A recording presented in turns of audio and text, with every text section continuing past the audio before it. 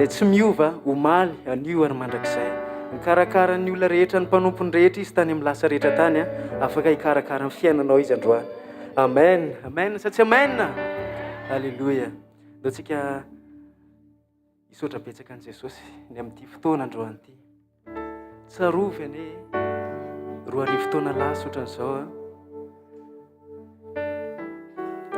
nahitatsika tsiraray avy Jesosy hoe reto misy zanako tsy tiako ho very nefa foko ny haiko androany amonjeko azy satria tiako loatra izy. Tena tianao loatra ane Jesosy. Mankasitraka Jesosy mankasitraka be dia be ny amin'ny famonjenao. Misaotra betsaka dada malalany amin'ny nafoizanao an Jesosy, ilay latokanao, ilay tena tsy fonao, ilay maminao indrindra nefa dia nafonao ho famonjenanay. Mankasitraka Jesosy eo anao ny tera ny aja ny voninahitra mandrakizay. Misandrada Jesosy. Halleluia, halleluia, halleluia, halleluia.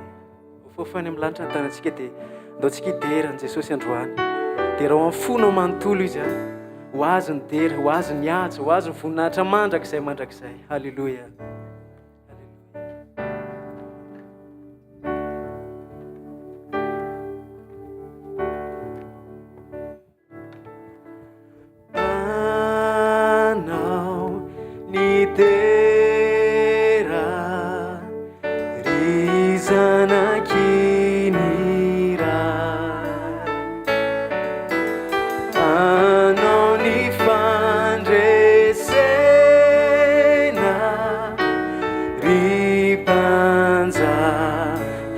Lazao hoe anao ny tera Jesosy anao ny tera ny zanaky ny raha anao ny fandresena anao ny fandresena ry mpanjakana ny fasana fasanany voa nunerinao nunierina ny anaranao tsy toa tsy voatanana anao tera Jesosy anao ny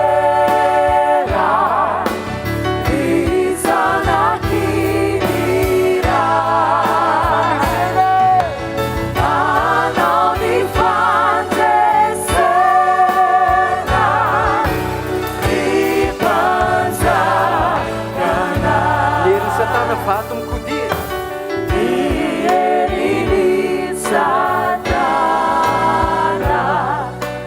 vato mikodia ny anaranao mandresy ny anaranao mandresy matrondoria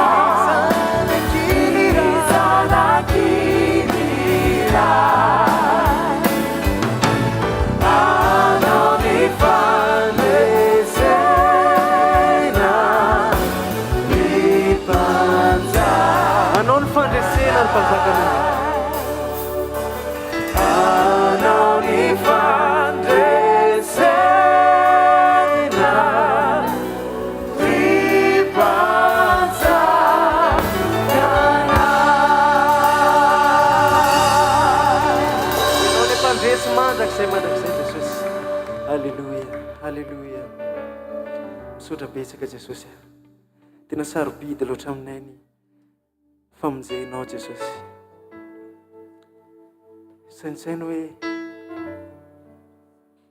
tamin'ny fotoana nanoloran'Andriamanitra an Jesosy dia tahaka ny mahasara an-tsaintsika ohatran'ny hoe Andriamanitra ray eo ampovoany dia misy antsana anankiroa eto anilany dia tsika olombelona tazominy atao amin'ny ilany dia Jesosy atao amin'ny ilany dia misafidy izy hoe izo no avototra amin'ireta fa noho ny fitiavany asianao dia tena hoe nafony ilay zanany lahatokana mba hahatonga antsika asianao ho voavonjy mandrakizay, hanana ilay fiainana mandrakizay. Mankasitraka raha eo ny amin'ny fitiavanao anay. Misaotra Jesosy tsapanay loatra ny fitiavanao anay. Mankasitraka Tompo, mankasitraka Jesosy. Halleluja. Ho anao voninahitra mandrakizay.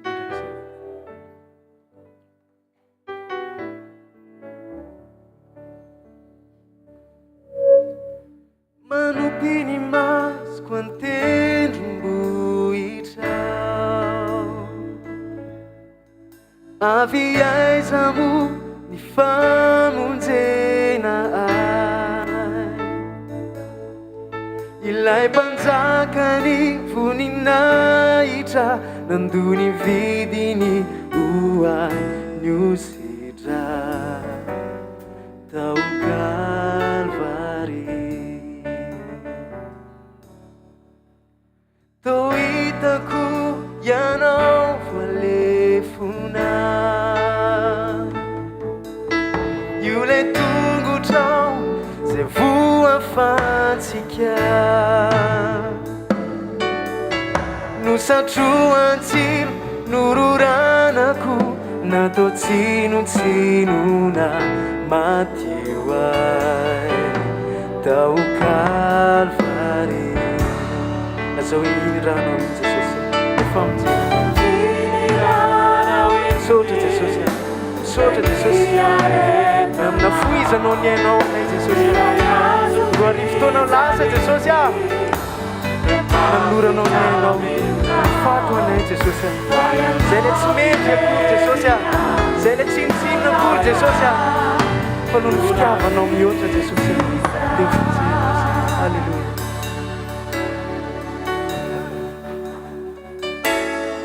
Le dia kapoka ny fanasitranana, ny rano latsaka no famelana eloka,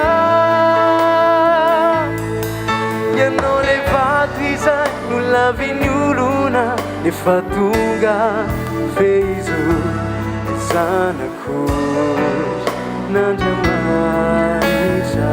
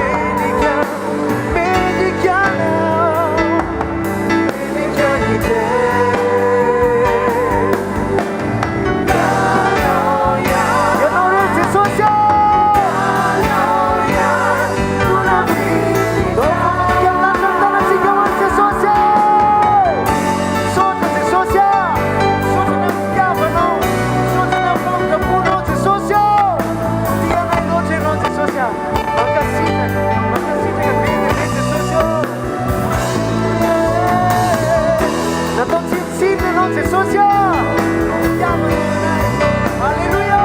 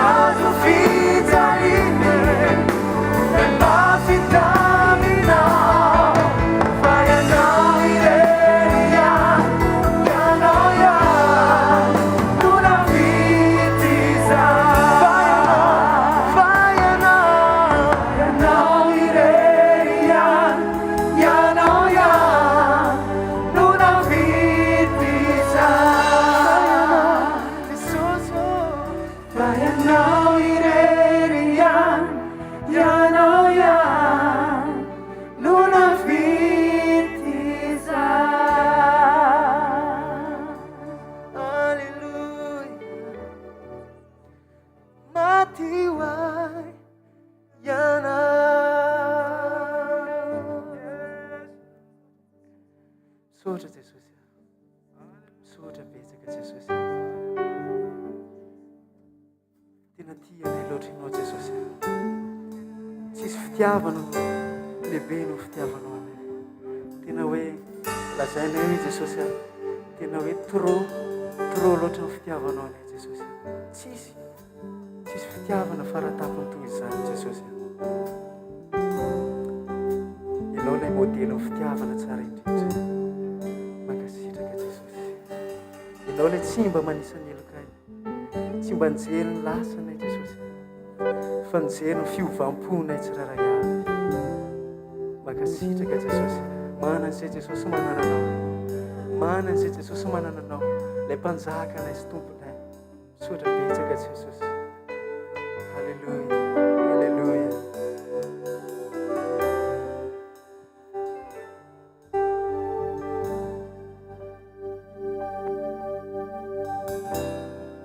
Tsy manisa eloka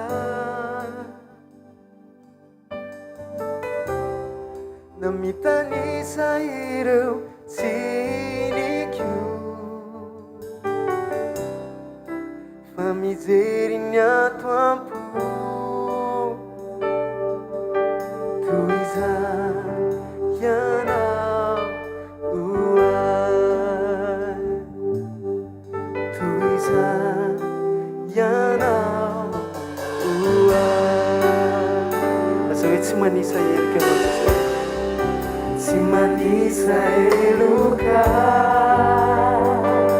alleluia, na mitanisa ireo tsinikio, mijery ny ato mba mijery ny ampo toy izany ianao, toy izany ianao oay, toy izany ianao oay.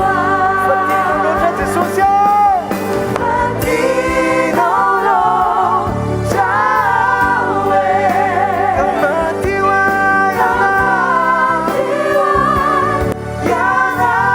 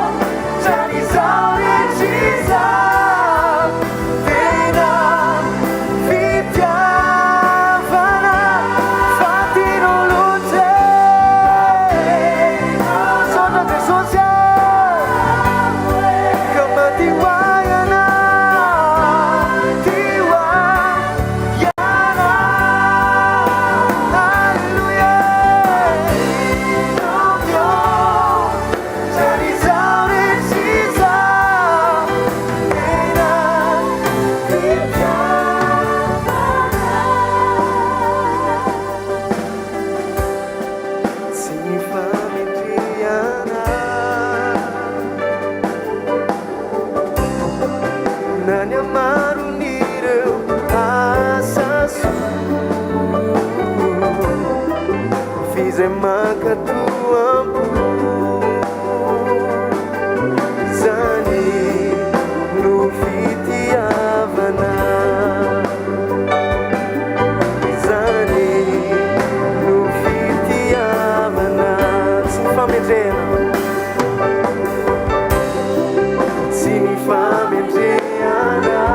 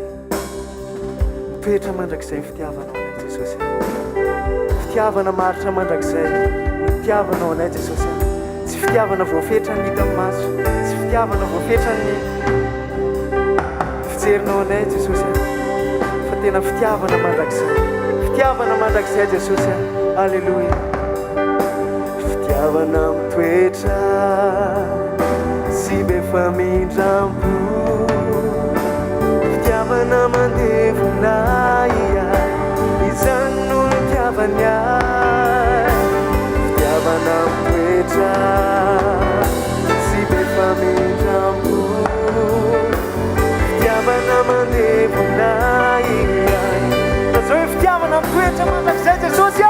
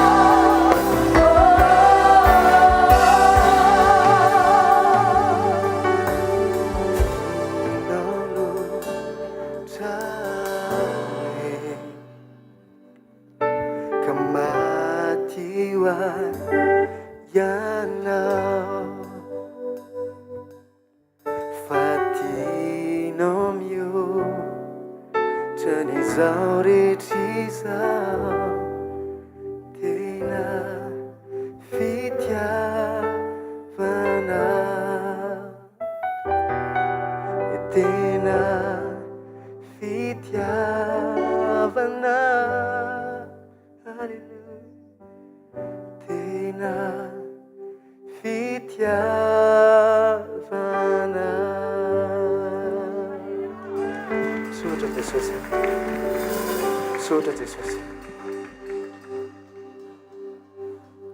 mankalaza anao zay manandratra anao zay fa masina anao Jesosy tsisy asakana fideranay anao Jesosy satria ianao no matoy zao anay ianao no Andriamanitra ninona mitranga Jesosy tsy manova ny maha-Andriamanitra anao zany Andriamanitra foana ianao mandrakizay ankalaza ny famasinanao zay androany ankalaza ny voninahitra zay Jesosy androany ianao ilay mahay ny zavatra rehetra ianao ilay ankofa ny zavatra rehetra Jesosy tsy misy Andriamanitra afa-tsy ianao halleluia halleluia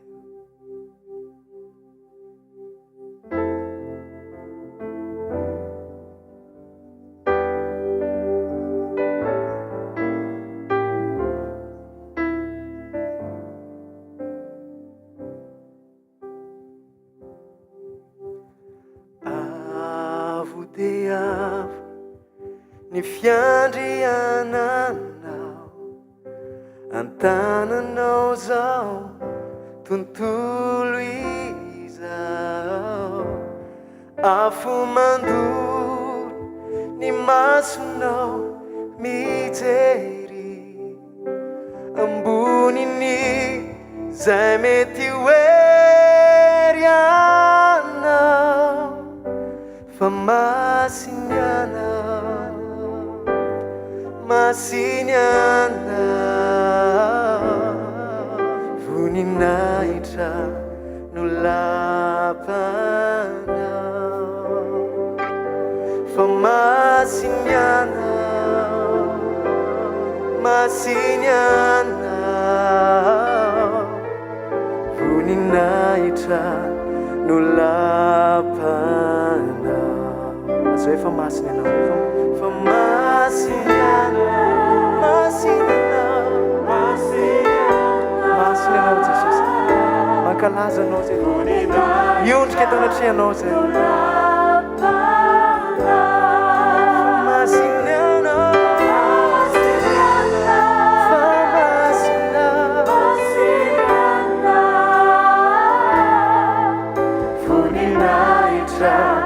no lapanao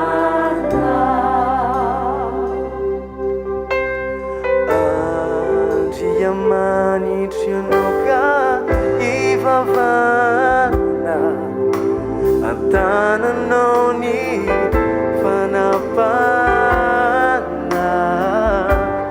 ny tavanao no tena fazavana fiainana sy famelana ianao fa masiny anao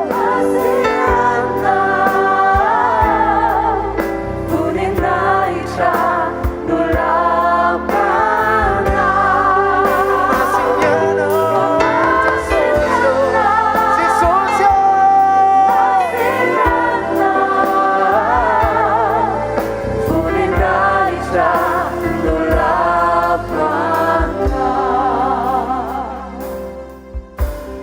manako izao ny ao an-danitrao mihirany voninahitra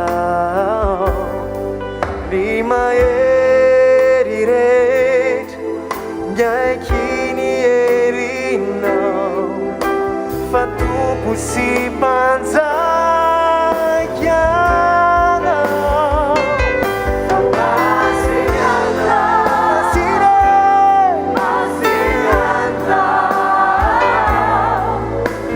voninahitra no lapanao masiny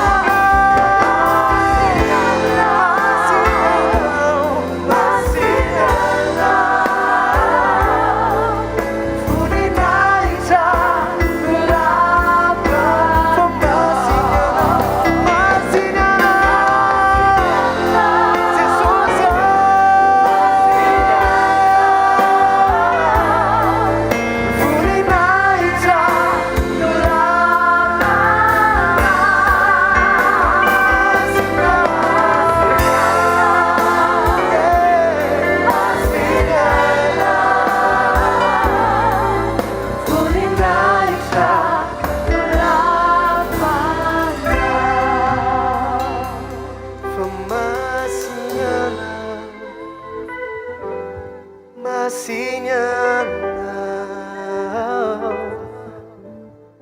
voninahitra no lapanao fa masiny anao masiny anao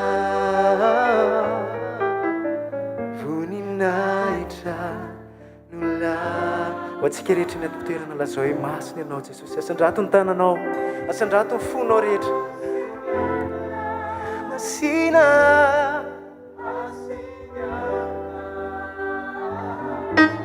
toanao Jesosy tsy misy toanao teranao anao zay fa masina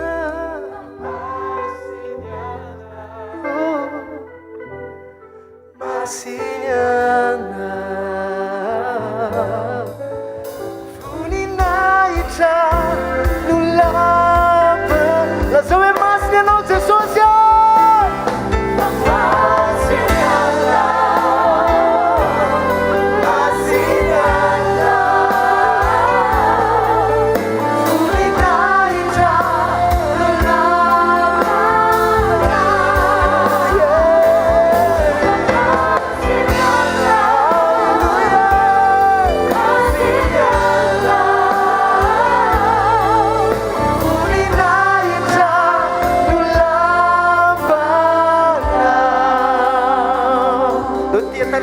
Siurakuraka mafan Jesosy haleluya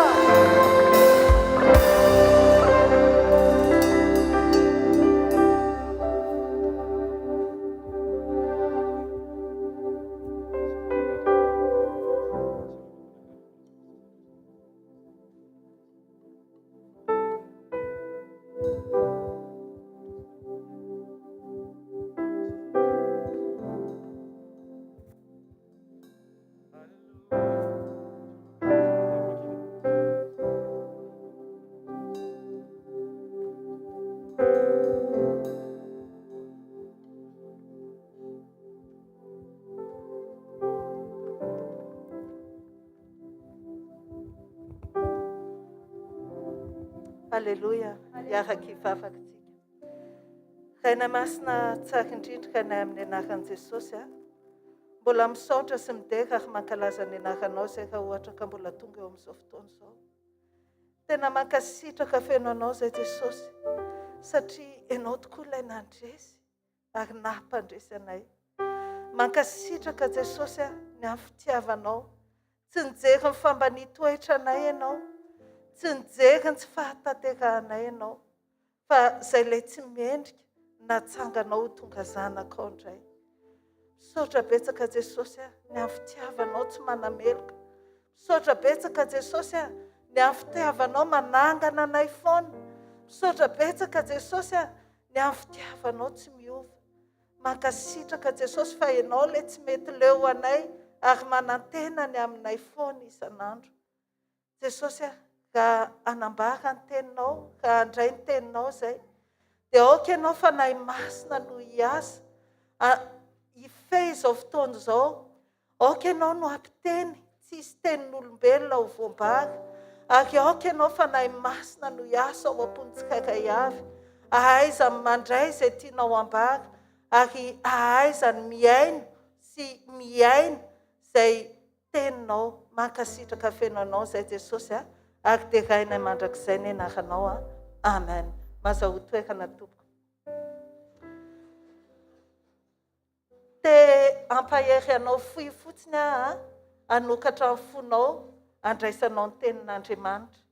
Ka isitsika ny Matthieu 4:20, 5:20 ka 7:30 amin'ny anaran'i Jesosy.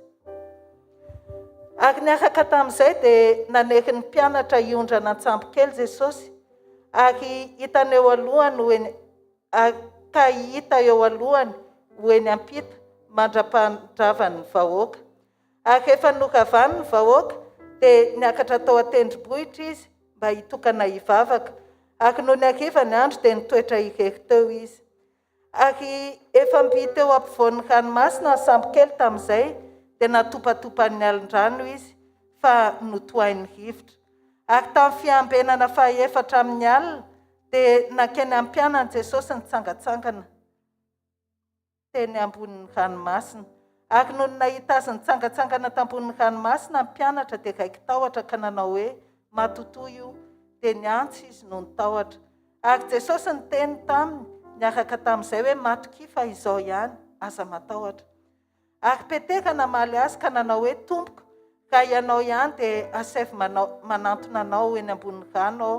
Ary hoy izy manatona, dia nidina tamin'ny sambo kely Petera ka nandeha tambonin'ny rano nanantona an Jesosy. Fa ka nahita ny rivotra izy dia natahotra, ary avy ao niletika izy dia niantso hoe tompo, vonjeo aho. Ary nanintsitra ny tanany niaraka tamin'izay Jesosy dia nandray azy ka nanao taminy hoe kely finoana nahoana ny anahany ianao. Ary rehefa niakatra teo an-tsambokely izy dia nitsahatra ny rivotra. Ary izay teo an-tsambokely dia niankohaka teo anatrehany ka nanao hoe zanak'Andriamanitra tokoa ianao. Amen. Fantatrao ve hoe iza no atononao androany? Lay Andriamanitra, lay andrian'ny fiadanana, lay ao anaty tafiotra izy matory, ao anatiny rano mitopatopa izy mitsangatsangana, izy no atononao androany. Ilay mpandresy, ilay efa nahavita ny zavatra rehetra, ka miandrandray ianao androany fa hikasika anao Andriamanitra. Amen.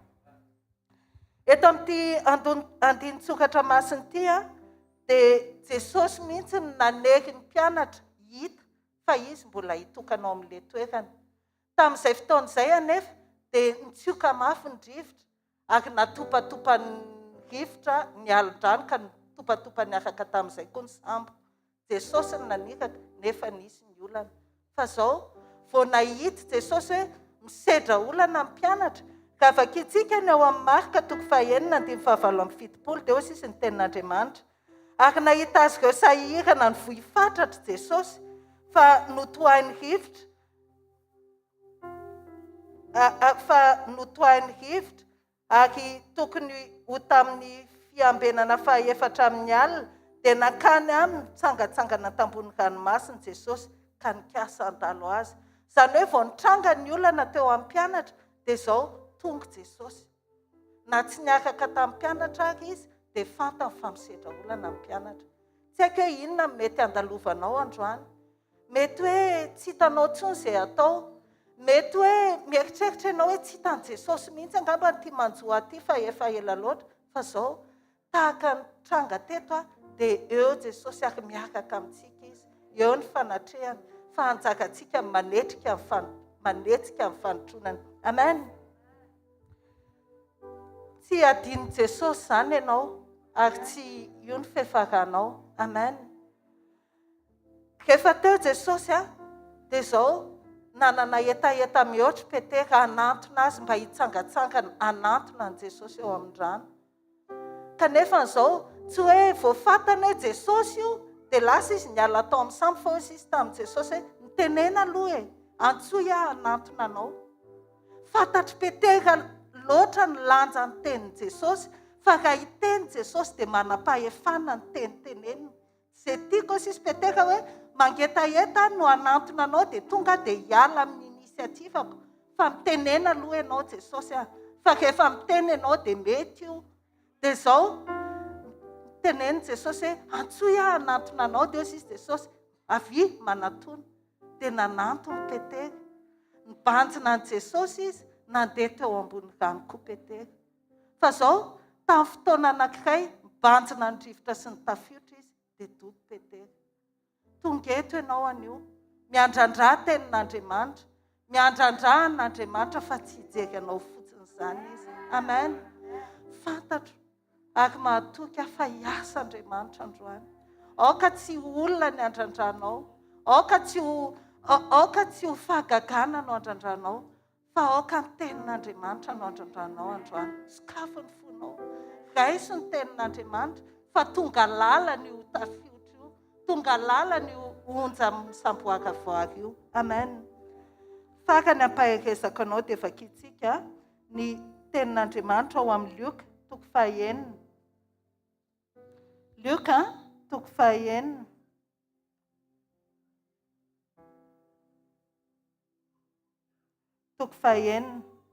Andininy fa 7:7 sy 8:7 amin'ny anaran'i Jesosy manao hoe izay rehetra manantona sy mandre ny teniko ka mankatoa azy dia asehoko aminareo izay tahaka azy.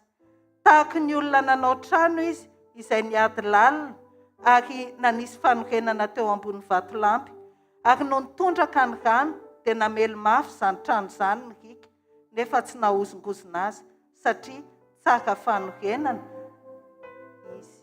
Amen. Tonga eto ianao, sakafo ny fonao iona amin'ilay teny dia aoka ankatoa azy tsy hoe iainy teny fotsiny ianao dia hivoaka eto fa ankatoa ny teny fa tahaky ny fanorenana eo ambony vatolampy. Ndao tsika hitsangana dia hivavaka. Tiako ianao hiaraka iompom-po amiko anandratra an'izao vavaka izao. Jesosy sokafako anao ny momba manontolo, sokafako anao ny foko, sokafako anao izay mahakasika Jesosy mitenena indray androany. Vonina Jesosy ankatoa anao tsisy fepetra, fantatro fa nitranga rehetra, zava-misy rehetra dia afaka atao lalana satria nataonao mihoatra no mpandresy ahako noho ny fitiavanao. Mankasitraka fenanao izay Jesosy. Amen. Teakintsika andraisantsika mpanompon'Andriamanitra.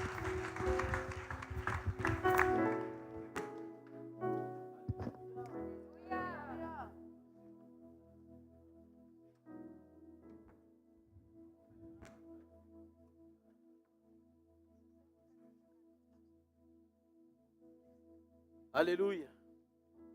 Naotsika no fofantanantsika any amin'ny lanitra isotra amin'ny tompo amin'ny fotsika manontolo. Mba fantatrao ve fa ny ankantony fiainana tsy miankina amin'ny zavatra lalovana fa mifatakarana ao am-ponao fa miaraka amin'Andriamanitra ianao. Raha tsapanao ny sarobidy ny fiainana ho avy no maniny Jesosy otsika mihoatra noho ity tamaso ity dia nokatra ny ao anatin'ny fotsikitsika ilaza fa kanto loatra ny namborinanao ny fiainako Andriamanitra. Ao fofany amin'ny lanitra ny tanao dia teneno Andriamanitra tiakasitrakanao fotsiny fa isan'ny velona manam-pofinaina androany. Mbola afaka hiaino sy handray ary hinana sy hijoro amin'ny fahamarinana ny teninao. Manambara ny sitraponao amiko Andriamanitra androany fa vonina ny haino anao ampianaro ahalala mihoatra lavitra fa taingoraka ny zavatra rehetra fa mihoatra lavitra noho ny zavatra rehetra ny fahalalako anao, ny fahafatesanao sy ny herin'ny fitsangananao amin'ny maty. Misaotra Jesosy. Hallelujah. Misaotra Jesosy. Canto Lord. Canto Lord. Canto Lord. Canto Lord. Now this soul. Fanata.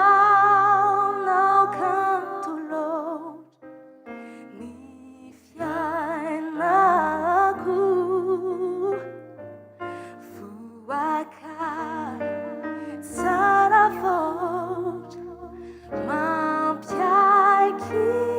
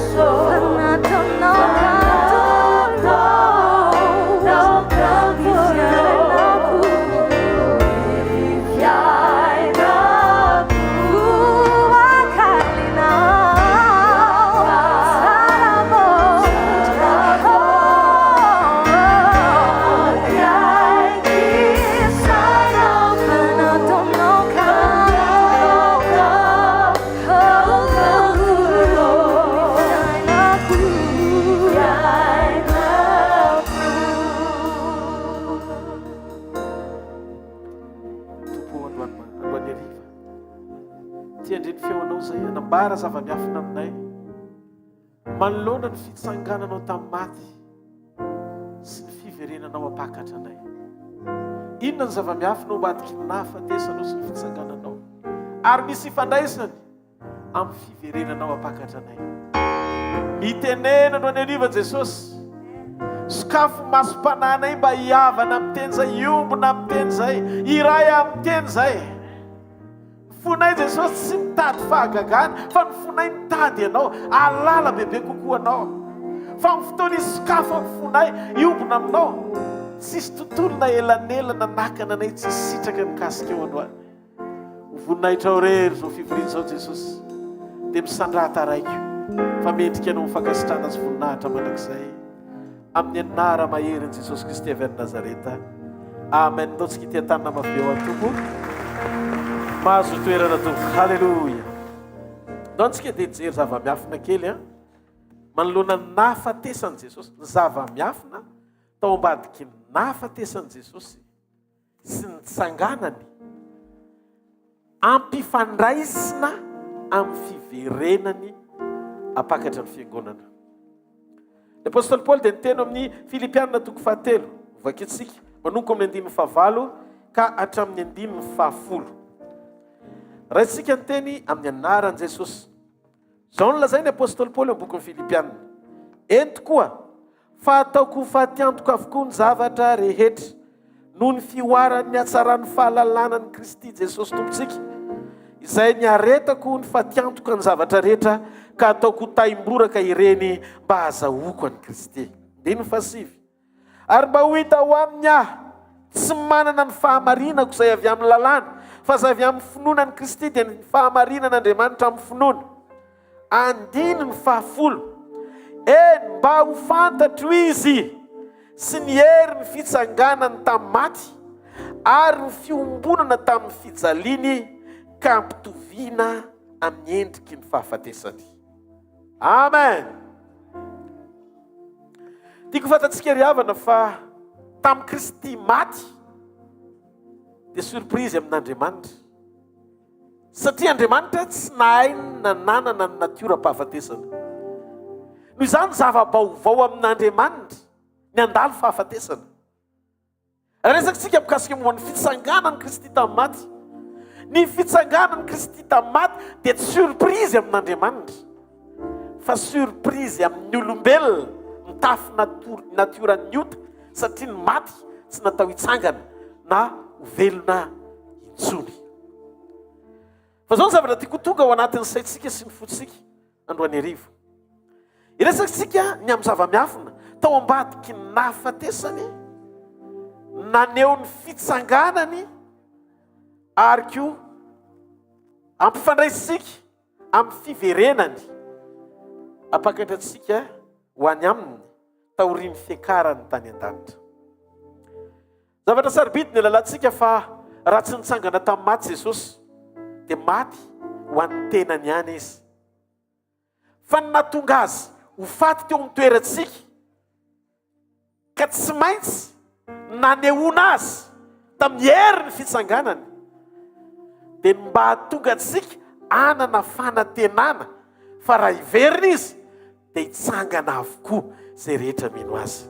Baiboly dia milaza fa raha tsy nitsangana tamin'ny maty Kristy dia foana ny torotenitsika, foana koa ny finoantsika ary rava koa ny fivoriantsika.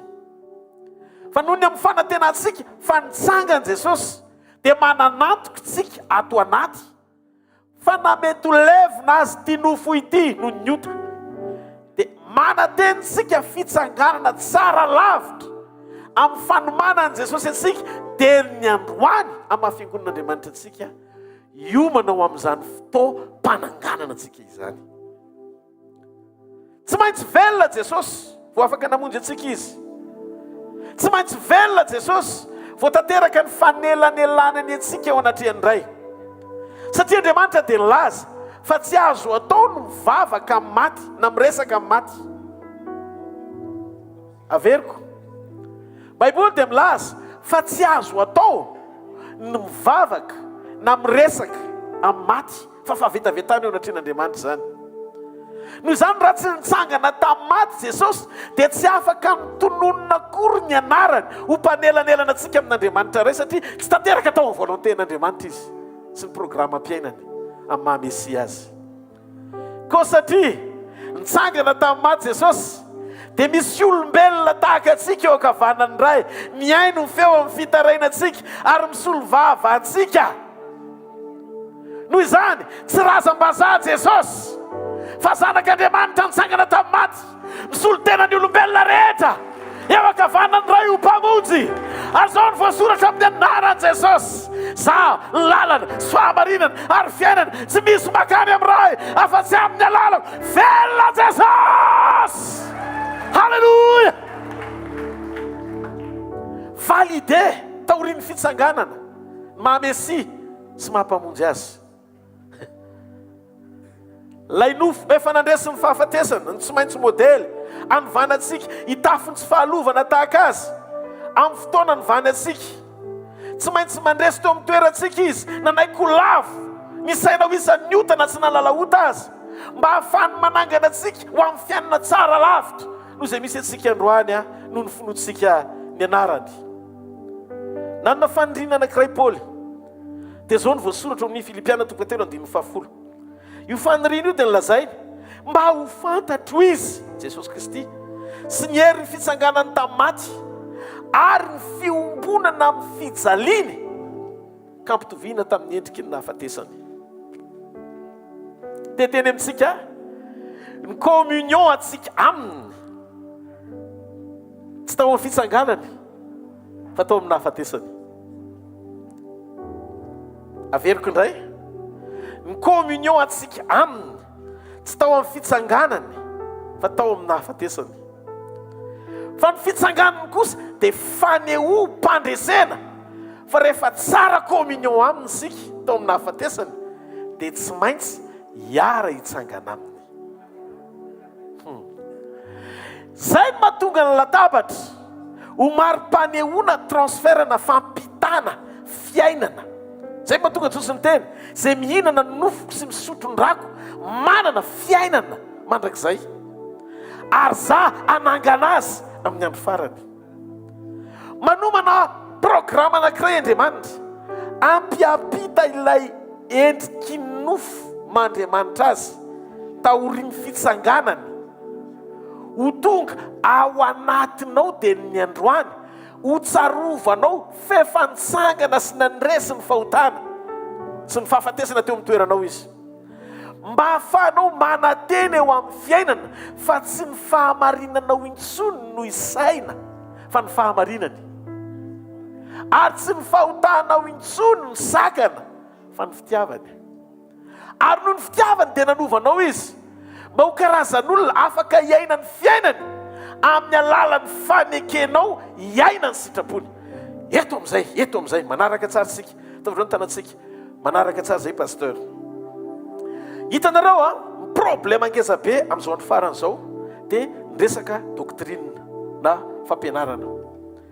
Betsaka ny fampianarana tsy tena mampiorona anao ara-panahy hifandraisanao amin'ny Kristy tamin'ny fiombonana tamin'ny nahafatesany, mba hahafahan'Andriamanitra maneho anao amin'ny endriky ny fitsanganany.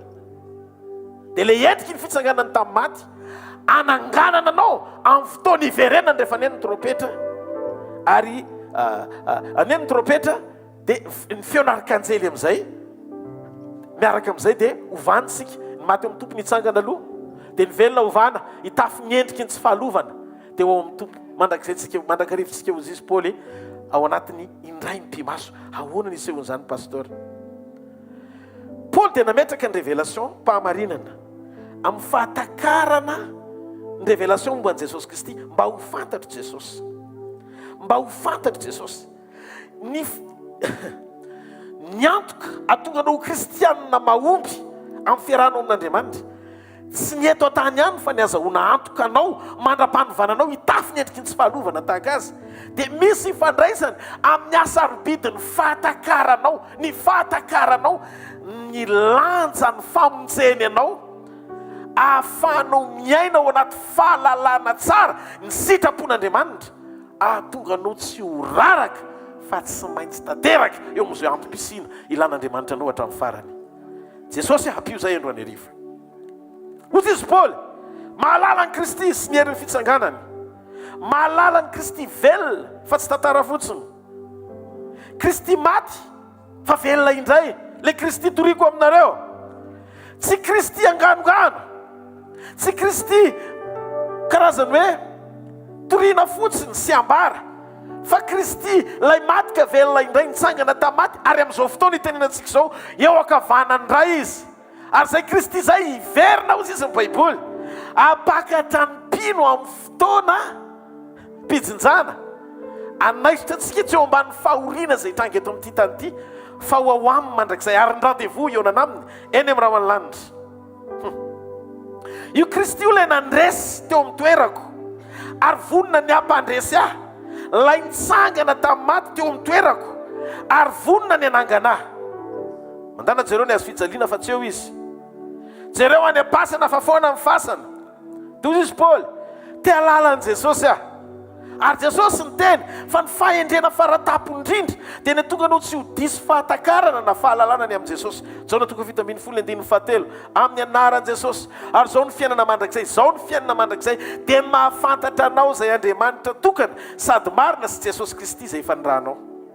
Dikan'izay mitondra fiainana ny fahalalana ny marina momba ny Jesosy.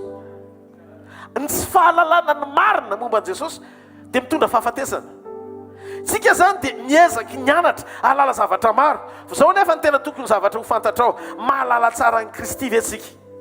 Ny fanirian'i Paoly dia ny halalan'i Jesosy bebe kokoa. I Paoly efa nahita ny Jesosy, kanefa na dia nahita ny Jesosy tena amin'ny lalan'ny Damaskosy azy izy. Dia zao tsy hoe ny feonany tamin'ny Jesosy le mandeha dia nahatonga azy olona ampifahalalana sady feno fahendrenany amin'ny Jesosy, fa nandroso izy arakaraky ny nandrosony teo amin'ny sekolin'ny finoana ny Jesosy. Nosokafany fanamasina ny revelation ny fanambarana tao aminy, aneo le fahamarinana marina momba n'io Jesosy io ara-pahalalana. Fa i Paoly misy tontolo maro tsy mbola nahalalako azy. Jaona napahitana azy fa sady zanak'ondry izy ny liona. Misy napahitana fa lalina sy fahamarina sy fiainana izy. Mpamonjy, mahagaga, mpanolo-tsaina, vatolampy, alpha sy omega, be dia be ny revelation momba ny Jesosy. Fa teteny Paoly hoe ny aina ny herin'ny fitsanganany, hoe inona zava-miafina tao ambadiky ny herin'ny fitsanganany taoriny ny fahafatesany. Ny Efesiana toko voalohany milaza amin'ny Baiboly, amin'ny boky ny Efesiana toko voalohany, raisitsika ny Efesiana toko voalohany, ny 15:20 ka 20 vetivety.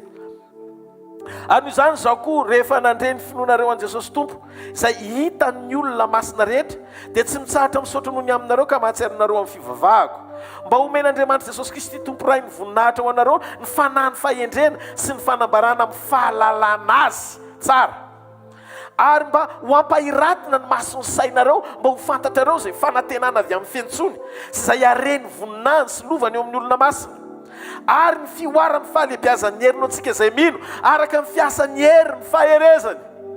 20 zay nataony tao amin'ny Kristy tamin'ny nananganany azy, tanareo, tamin'ile nananganany azy tamaty sy ny fampitoerany azy eo amin'ny tany ankavanany any an-danitra. Mila fantatsika efa misy dingana lalovan'ny Tompo Jesosy vao nitsangana tamin'ny maty izy. Eto ny lesona voalohany, mila fantatsika fa misy dingana no lalovan'i Jesosy Tompo vao nitsangana tamin'ny maty izy. Tsika koa mila mahalala zany ho tena fiainana rehefa mandra-pahatonga antsika eo amin'le fotoana na tena antsika fananganany antsika. Eto manaraka tsara tsika. Misy processus zany voalaza eto. Eo le herin'ny fitsanganana. Ary te hizara amintsika andro any arivo ny fomba mba nitondran'Andriamanitra ka natonga afaka hizara mpasahina ny reto fahamarinany reto. Isika nanaraka an' Jesosy. Ianao manaraka an' Jesosy. Zay mana tena fitsanganana maty amin'ny fotoana hiverenan'i Jesosy, kaneny ny trompetra tsangana ny tanany. Oui, tsika rehetra mana tena an'izy daholo. Fa iza le olona tena hitsangana marina ohatra an' Jesosy. Fa nomen'Andriamanitra ato anaty Baiboly ny secret nanomboka tamin'ny fotoana nampahoriana azy tamin'ity herinandro masina ity, mandra-pahatonga ny fotoana nitsangana ny lahady maraina. Tsy marety ka ao an'Andriamanitra. Ahoana le endrika ny sehon'le izy mba ahafahako manao kopy na makataka an'le fiainana amin'izay fomba ny ainan'ny Tompo teo aloha ka tonga azo antoka fa tsy nofinofy le hoe rehefa iveriny Jesosy dia anisany hitsangana. Amen. Tsy zay fotsiny fa eto le secret révélé-n'Andriamanitra amintsika androany mba hatonga ny herinandro masinao isy fiatraikany eo amin'ny fiainanao ary hatonga ny finoanao hijoro mandra-piveriny Jesosy fa tsy maintsy hitsangana ianao rehefa azonao tsara ty zavatra ozaraika anao arivo ty. Inona le izy? Misy processus nanomboka tao Getsemane le resaka. Tao Getsemane tao niady. Inona niady sy tolona nyseho tao Getsemane? Tsy niady tamin'ny devoly Jesosy tao Getsemane. Arao tsara amin'ny Baiboly, Getsemane tsy toerana iadivany Jesosy amin'ny devoly fa taoriany batisa rehefa feno fanahy masina izy any anefitra ny toerana niadivany Jesosy tamin'ny devoly. Vao vita batisa izy dia netiny fanahy raha tany anefitra mba ho alainy devoly fanahy. Rehefa nanresy tany anefitra izy dia nandao azy Satana hoe tsy laitry ty olony ty, tsy azontsika alay-panahy satria tsisy ninninona mahasarika azy amin'ny zavatry ny tany. Efa nitenenina miakofa eto anatreko dia miakoanao zao tontolo zao fa tsy nirarahany farany leo ny devoly hatreotsy inona ny fanapahana faratapony indrindra amin'ny tany. Dia Jesosy navita nandà Jesosy nanao hoe non. Dia rehefa non la izy niala ny devoly satria ny fakapanahy faratapony asanazy izy ny fakapanahy faratapony no nilavony Jesosy. Verimaina ny fakapanahy niala ny devoly tany anefitra nalay-panahy izy. Fa tao Getsemane tsy devoly ny adversaire ny fanotenany. Tao Getsemane zao lazainy Jesosy tao Getsemane raha io raha azo atao esory amiko ty kapoko ty nefa oka tsy ny sitrapoko no atao fa ny anao nisy kombana sitrapo anohatra ny sitrapon'Andriamanitra atao. Midiky tsy antery ny fanoloran-tenan'i Jesosy teo amin'ny azo fijaliana fa navelany ray Jesosy anatsafidy malalaka na anatanteraka na tsy anatanteraka. Raha tsy nanaiky Jesosy fa tonga dia nandeha izy fa navelany dia niaga tsisy voavontsy sika na ray ary fa Jesosy tsy nanota noho izany tsisy nininona andavany rainy azy raha miverinany amin'ny rainy izy. Fa ny zavatra nitranga teto Jesosy nanaiky. Jesosy nanaiky nampandefitra ny safidiny izy fa nampanjaka ny safidiny, nampandefitra ny sitrapony izy fa nampanjaka ny sitrapony rainy. Teteny aminao andro any arivo isaky ny mijery ianao Jesosy tao Getsemane fa diranovana voadindry lasa raha mihitsy ny atsembohany. Tsy mory zany, tsy mory zany zavatra zany. Mafy be le ady ara-panahy natrehany atonga azy anohatra ny tenany. Tsy mivoadinitra izy tamin'ny fakapanahy tany anefitra fa rehefa ny tenany sy ny safidiny no ampangininy mafy be le izy. Zay mahatonga milaza ny zavatra faran'izay sarotra indrindra tsy hoe ianao mandroaka devoly fa ny devoly efa natao anaiky anao amin'ny anaran'i Jesosy. Fa ny olana faran'izay ratsy indrindra dia tadidio ianao olombelona no fo mandramana tsafidy nefa tsy nandalo ny passage ny Getsemane afaka andany sitraponao fa hampanaiky ao anatinao ny sitrapon'Andriamanitra tsy maharety aika ao anatinao. Hitanareo ny Baiboly eto dia maneo tsara fa nandalo any Getsemane aloha Jesosy. Tapiterina n'ity fa nandinika avenao tsika tsirairay avy ireo samy manana ny Getsemane antsika doly. Samy manana ny Getsemane antsika sika. Inona le Getsemane amin'ity herinandro ity? Nandavanao ny sitrapon'Andriamanitra fa nisisianao anao ny sitraponao.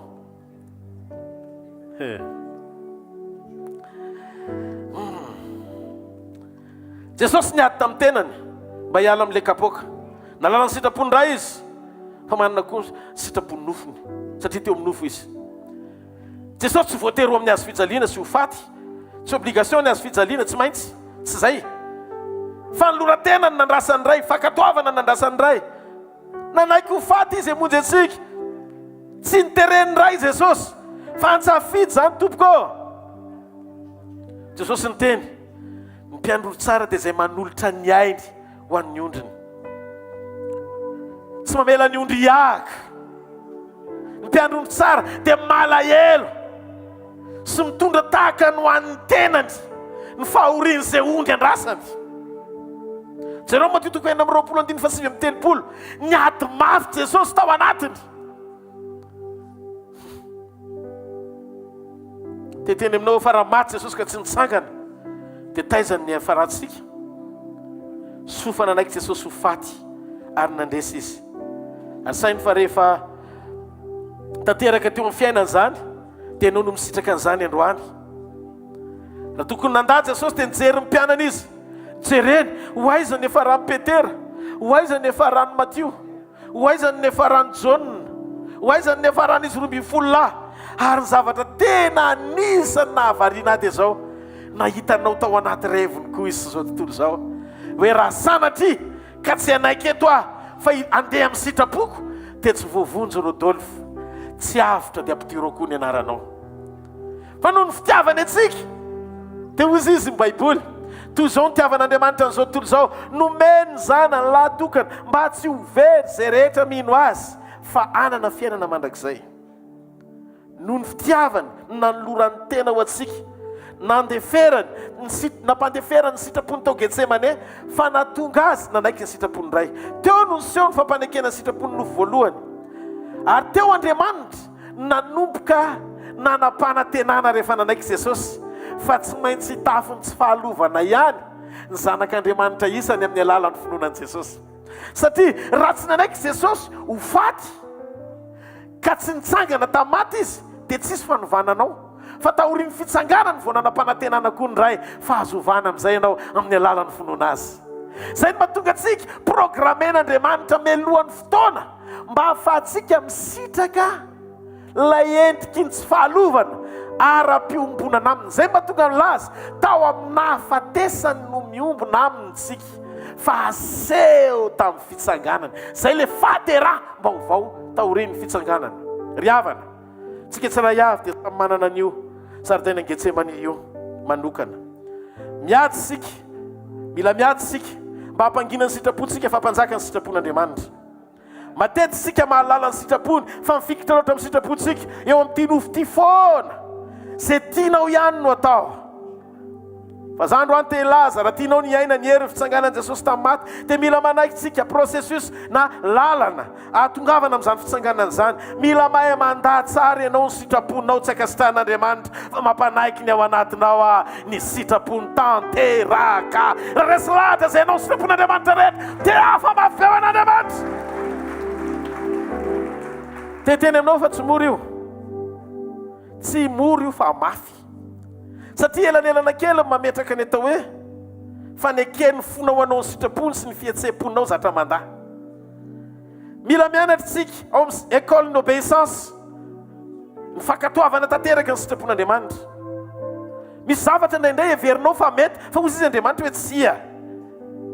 Tianao avy amiko zanako, mahay izy ianao mandahy an'io nofo be anao io. Tsy le mampety anao, tsy le mahafinaritra anao loatra fa ny sitrapoko izy Andriamanitra aloha. Ny sitrapoko na tsy mety aminao azy afaka manao sala amin'ny olona rehetra satria manan-tsafidy, manana fihetsepo manosika sentiment, émotion. Fa rehefa tsy sitrapon'Andriamanitra zany dia mafy mandany tenako fa mampanaiky ny sitrapon'Andriamanitra. Fa ny atao hoe fandresena ary azo antoka fa tsy maintsy andresy rehefa tanteraka eo amin'ny fiainako ny fanekeko hampandevitra sy hampangina ny nofoko fa hampanjaka ny sitrapon'Andriamanitra. Eo no ahitana fa tsy oloa ianao ndray androany fa hovaina hitafy ny endriky ny tsy fahaloavana tahaka ilay endriky Kristy natsangana ihany keo. Manaiky ny sitrapon'Andriamanitra eo amin'ny fiainako ekeko ny sitrapony rehetra. Tsika mila mifanampy mifanoana ao Getsemane. Ary zay ny antony fampianarana manendra tsika mandrakarivo ny ao Getsemane mba hahafahantsika miaina mampandany sitrapontsika fa mampandresy ny sitrapon'Andriamanitra. Raha ohatra ka tanjona ny ao atsangana tahaka an' Jesosy dia mila manaiky tsika ny lalana zay nizoran' Jesosy hitarafana ny fizorantsika miaraka amin'ny alalantsika sananantsika antoka ao anaty fa tena ho atsangana tokoa tsika isan'izay tsangana amin'ny andro hiverenany na tsy fantatra zany teny zao fantatra ny teny zao nandray mangirifiry mampahoro ny sitraponao rehefa tsy tanterahanao le izy fa tombon-gaovanao ho amin'ny ara-pananao kosa ny ao ambadiky zany tsy mora le izy fa mety aminao le izy zay le atao hoe fandavatena zay le atao hoe maty eo amin'ny nofo fanontaniana apetrako dia zao inona ary ty manantena fananganany ty nefa matahotra ny ho faty tsy afaka tsangana ianao raha tsy maty ny olona safotra tsy mitsangana amin'ny maty zany e mila maty tsara ianao voatsangana zay ny mahatonga antsika maty eo amin'ny nofo mba hatsangana eo amin'ny fanahy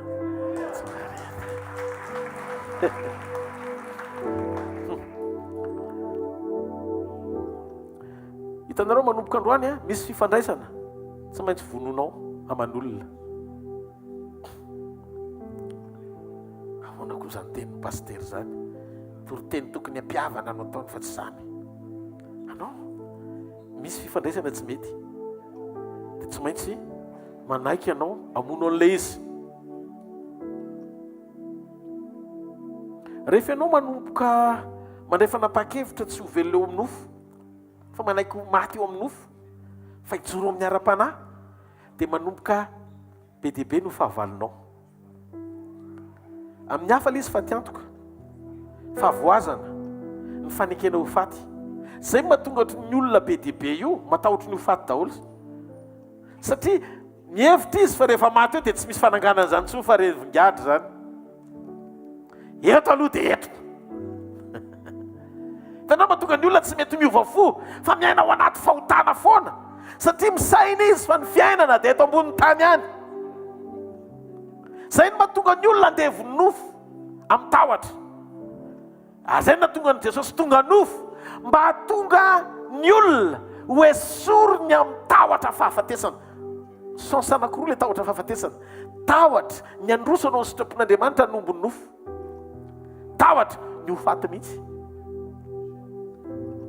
ovan'Andriamanitra zay olana zay no andefa mba fantatrareo no natonga ny i Abrahama nasana n'olotra ny Isaka satria misy ny boky ny Hebreo 1:20 manantena fananganana tsara lavitra izy zany hoe i Abrahama nino ny fananganana maty zay no natonga azy tsisy risika ny fanolorana ny Isaka teo ambony alitara ho dorana satria ny tao an-tsain'ny Abrahama raha tonga lavenina reo vitan'Andriamanitra mamerina azy satria misy teny fikasana ao anatiny mahatanjaka be ny fahatokiany Abrahama ny vesatry ny teny fikasana tao am-pony mihoatra lavitra no ny testa sarotra be ny lalovany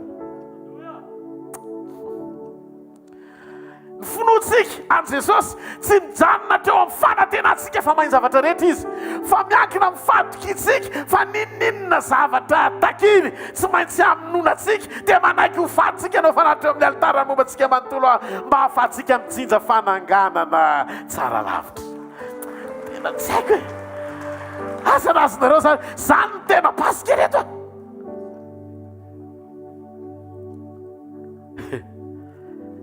raha vity ty Paska ty nefa ianao tsy naka nininona tao amin'ny ohatra Jesosy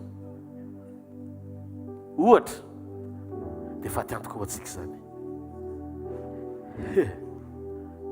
le vehivavy Sonemita vao matiny zany na dia azony nalevina azony tonga dia nalevina fa zao no nataony tao anatin'ny saina za mino ny fananganana amin'ny maty noentiny tany amin'ny Elisa le izy dia velona atovolo tsara ny tanan'izay miaino ny Paska dia tokony hahatonga an'izay rehetra manaiky ho faty eo amin'ny nofo faty amin'ny inona maty amin'ny fialonana maty amin'ny fiavonavonana maty amin'ny fahakalana maty amin'ny teny ratsy maty misy zavatra be dia be mila maty ianao fa tsy mila velona eo tsony ianao ny olona hitsangana miaraka amin'i Jesosy dia tsy maintsy manaiky Jesosy tsy hoe ny vonona fa nan'olo tena ho faty. Noho izany volonté anao no manolotra ny tenanao ho faty. Amin'ireo karazana toetsy tsy araka ny sitrapon'Andriamanitra izay mandalo ao anatiny sainao sy ny fonao, ka ilanao ny fanampian'Andriamanitra, lasa etaetanao ny ana fiainam-piovana. Zay le atao hoe olom-baovao. Ny olom-baovao anie efa lasa ny zavatra taloha, maty zany ny zavatra taloha, tsy vao afaka lazaina io vaovao ianao. Fa inona ty kristianina vaovao tsy manara-penitra ity?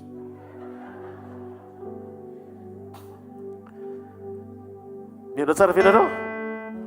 Le kristianina vaovao anie karazan'olona tsisy itovizany amin'ny teo aloha.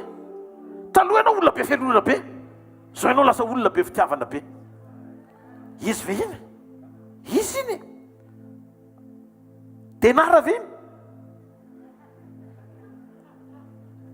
Azao dia tsy izy iny. Tena izy iny ka, satria efa lasa ny zavatra taloha.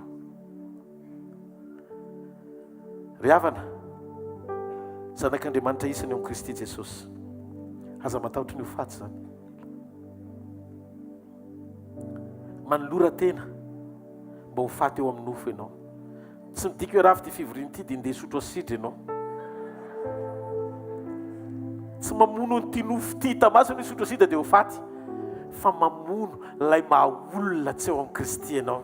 Satria ty nofo ty eo foany Satana miditra, eo foany izy miditra, dondominy eo amin'ny nofo ianao, tototototo zay le Paska, dondominy eo amin'ny nofo ianao, zao atao, ty ataovy, ty ataovy, ty ataovy, ty ataovy, ty ataovy, dia tsy vitanao mihitsy mandany le izy, fa manolo teny ianao mba ho velona.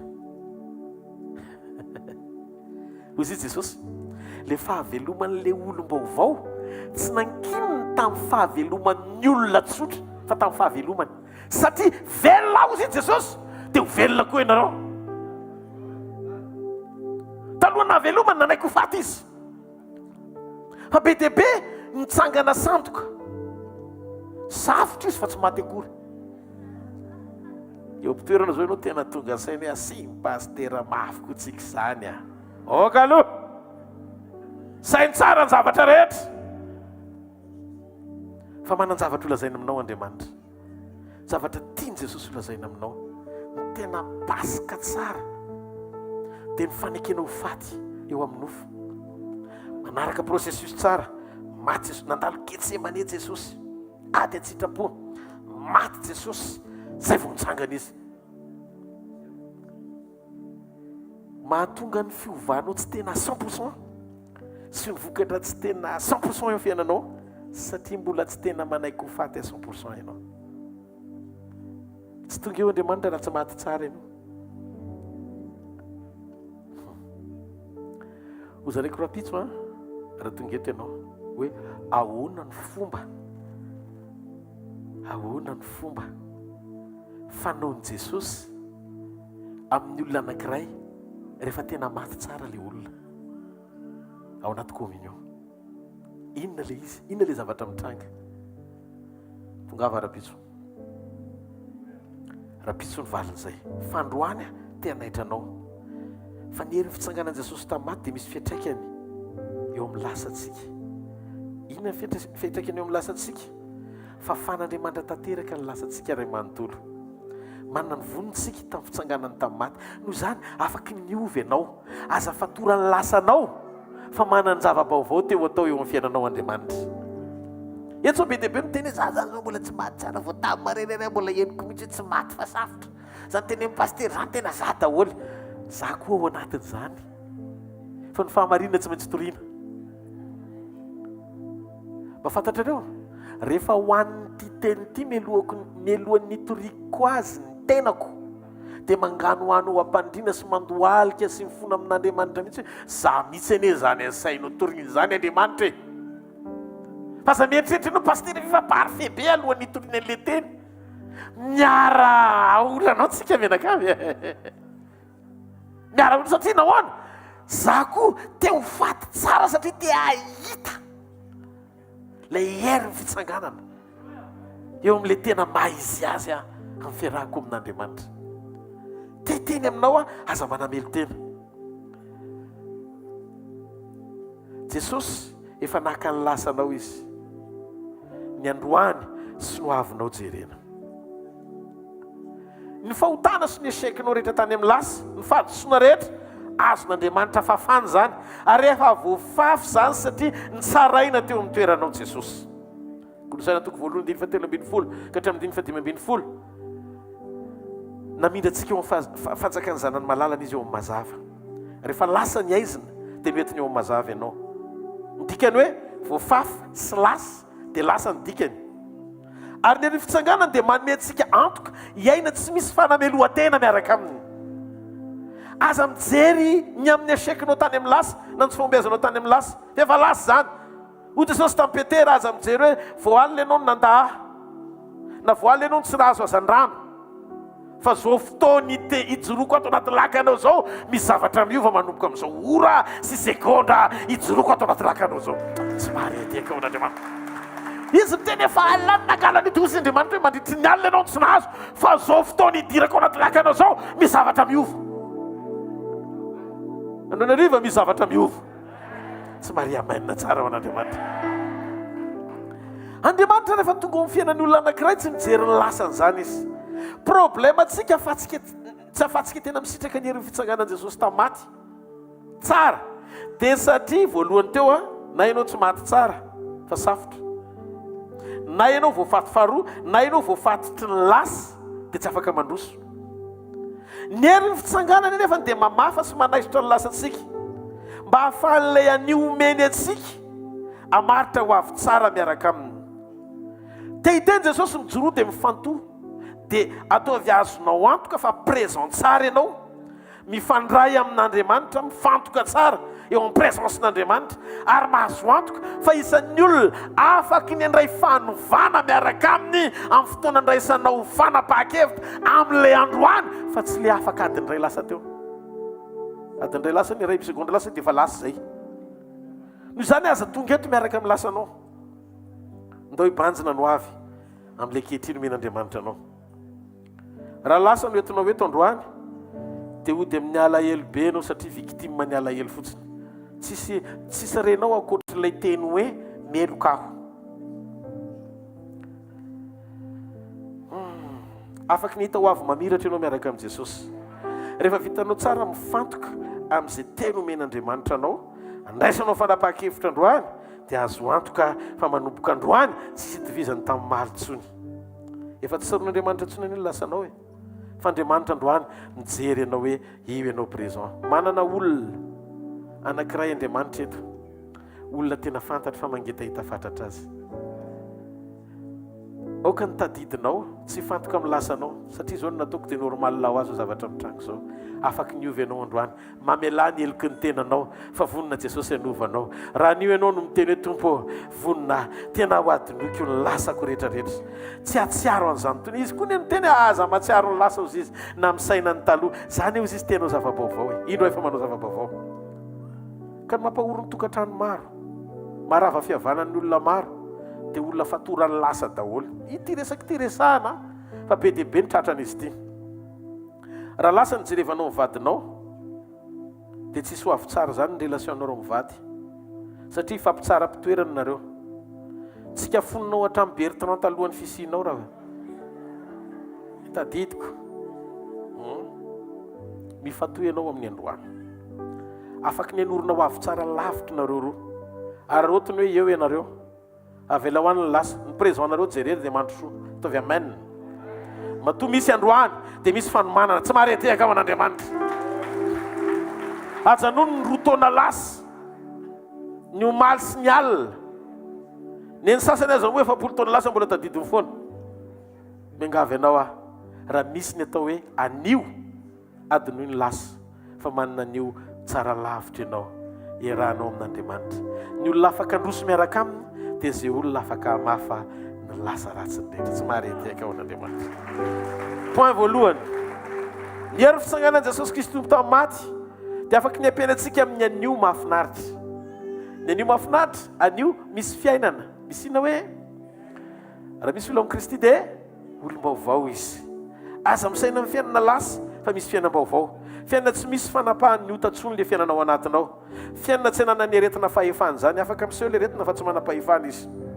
Ny fanapahana amin'ny aretina dia atao midikapoka ny aretan'i Jesosy. Ny dikan'izay ny finoantsika an'i Jesosy dia mitondra antsika amin'ny fiainana feno fahatsarana, feno fahamarina, feno fahamasinana. Zay tsy toerantsika eo amin'ny nofo fa hitoerantsika eo amin'ny fanahy. Mibaiko ny saina, ny fo, ny safidy momba antsika ray manontolo. Jesosy ny teny fiainana io tsy amin'ny ara-pananao ihany fa mameno anao satria mitobaka.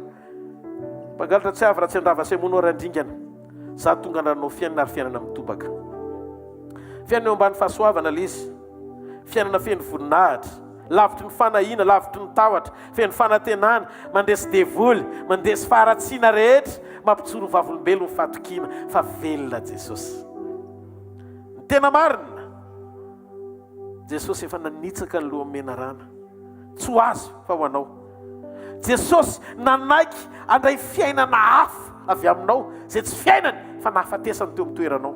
Nateraka ilay tamin'ny fahafatesana izy mba hahafahany mamonjy zay rehetra ao ambany zioga ny tahotra fahafatesana.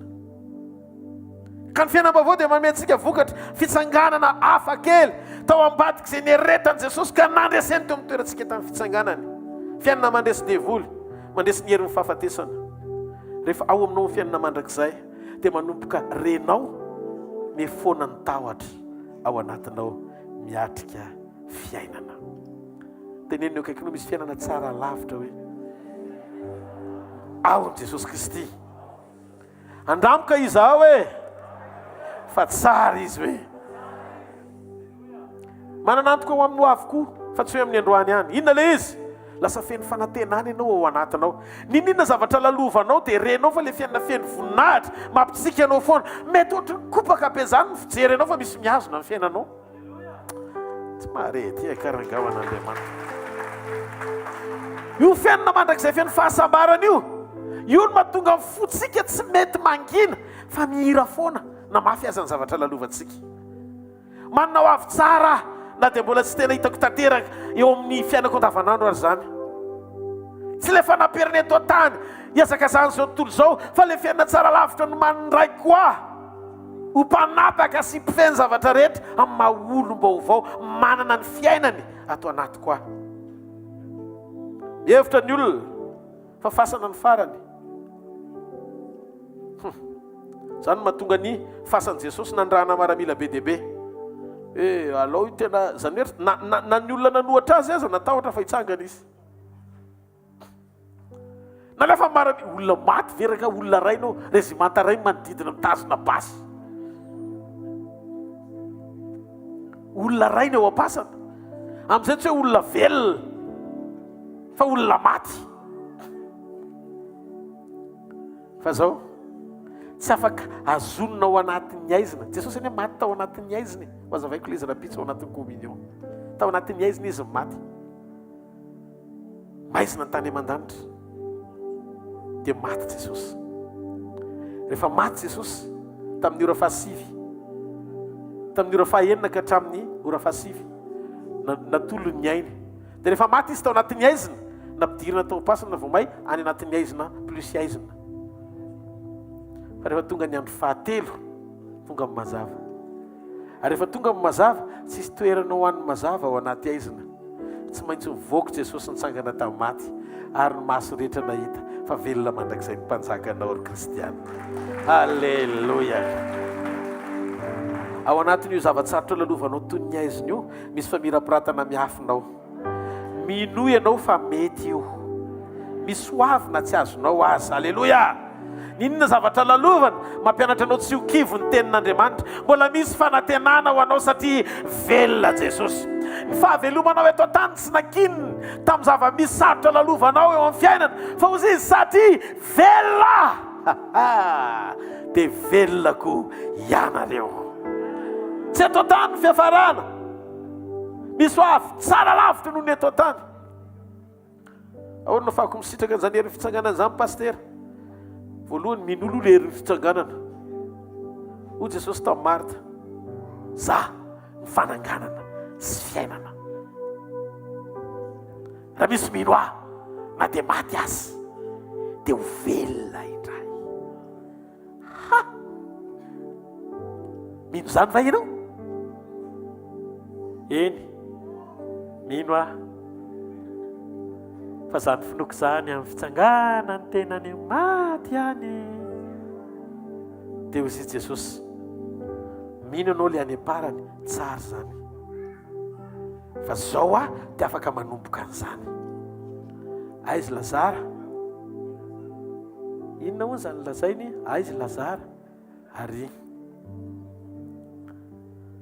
esory Marta ny vato efa tsy izy tsony, fa maimbo izy zany. Hozy izy Andriamanitra, za tsy niteny hoe fofony,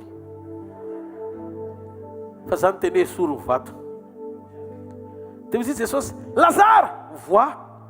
Inona hony? Lazara everiny hoe miantso katsatsaka izy hivoaka ao. Voaka Lazara, tsy napozin'izana izy satria efa mivavaka Jesosy. Tsy noho ny amiko, fa raha ny amiko efa mino anao ah, fa noho ny amreto mba hinony fianao ny naniraka. Voapirofo fa tsisy iraka teto ambonin'ny tany, na tanteraka na vita, zay vitan'i Jesosy izy rery ady. Ndao ity tanana mafy be ho anazy. Halleluja. Militsika miteny sy manambara-ponona ny herin'ny fitsanganana. Hozy izy tamin'ny Ezekela, mandana dia maminany amin'ireo tolamaina ireo. Ery tolamaina, mifanatona amin'ny namany avy, tsy mifangaro ny tolan-drakotry sy ny tolan-drasoka. Hoe mifandipatra tampoka moa dia lena ohatry ny na zay tolana kaikikaiky fa za tsy andeha lavitra. Fa vanteny Andriamanitra hoe tsofina ilay izy, tonga dia tonga saina hatramin'ny taolana nafantatra hoe tia ny taolana namako. Manana mémoire hatramin'ny taolamaina rehefa miteny Andriamanitra. Mahafantatra hoe lanjan'ny parole na ny tenin'Andriamanitra. Ny teny rehefa latsaka dia manome vokatra mitovy amin'izay objectif sy tanjona tian'Andriamanitra tongavanao ambadiky ny zavatra teneniny. Miangavy ianao androany aza mana maivana teny zany. Fa rehefa milatsaka ny teny afaka nova zavatra ny teny. Aza avela ho azon'le tena mbola velona ao amin'ny ofo, fa meteza andray an'le teny hanova zavatra ara-panahy. Fa zavatra hitranga raha Ezekela azy nampahitan'Andriamanitra an'izany a, nanao ny arivany noho ny amin'ny Kristy Jesosy ho ampahitan'Andriamanitra an'izany koa ianao. Tsy asakana amin'ny fiainan'izany ny fahafatesana. Efa ely ireo no mifandonana hatrany am-bavahady na tany an-trano na teny an-dalana. Fa ny nahitako azy nandesy foana amin'ny fiainana. Noho izany aizany misy anao fanantonana profo tany an-trano ny zanaka vavonjairo tany an-trano. Le mpitondra tena eny an-dalana andeha alevina. Eo am-bavahady niditra sy mifanena ry zareo, rendez-vous teo am-bavahady. Fa rehefa niditra ny fiainana hivoaka amin'ny fahafatesana, dia eritreretinareo ne le lasa nitombo ny olona nanaraka an'le fiainana fa niala tany amin'ny rano amin'ny fahafatesana. Olona be deaibe andeha andevina. Jesosy sy mpianana niaraka amin'ny olona be deaibe hiditra teo naina. Dia fandona ny fiainana sy ny fahafatesana samy lahatokan'ireo. Ndray lahatokan'ny vehivavy mpitondra tena, ndray lahatokan'ny ray ny avy any an-danitra. Jesosy ny anarany. Donany samy tokana zany le izy. Mianao tsara venareo, ndray tokam-bavy mpanantena, ndray tokany ray avy any an-danitra. Dia izy anao andresy ny fiainana sa fahafatesana, fandona teo am-bavahady ny fiainana sy ny fahafatesana. Nahazo promotion hatramin'ny vatapata, lasa seza fiandrianana. Satria nitendren'i Jesosy lasa mipetraka maty ny lanjaina. Kingene zany ny lanjaina zany fanjaka. Avy any amin'ny fahafatesana lasa mpanjaka lanjaina. Andriamanitra nangapa nova fiainana. Tsy arotry hoe setanaba. Tsy haiko na azonareo le izy na tsy azonareo. Andriamanitra rehefa miditra tsetra eo amin'ny fiainanao ka manaiky ianao, ny ainao azy afaka novany zavatra rehetra izy. Miainga avy any amin'ny vovoka izy ka tsy ahoany kely loatra io entinao eo anatreny io raha oharina amin'ny zavatra nidirany an-tsehatra. Noho izany ianao any anivo manana fanantenana. Velona Jesosy. Halleluja. Velona Jesosy.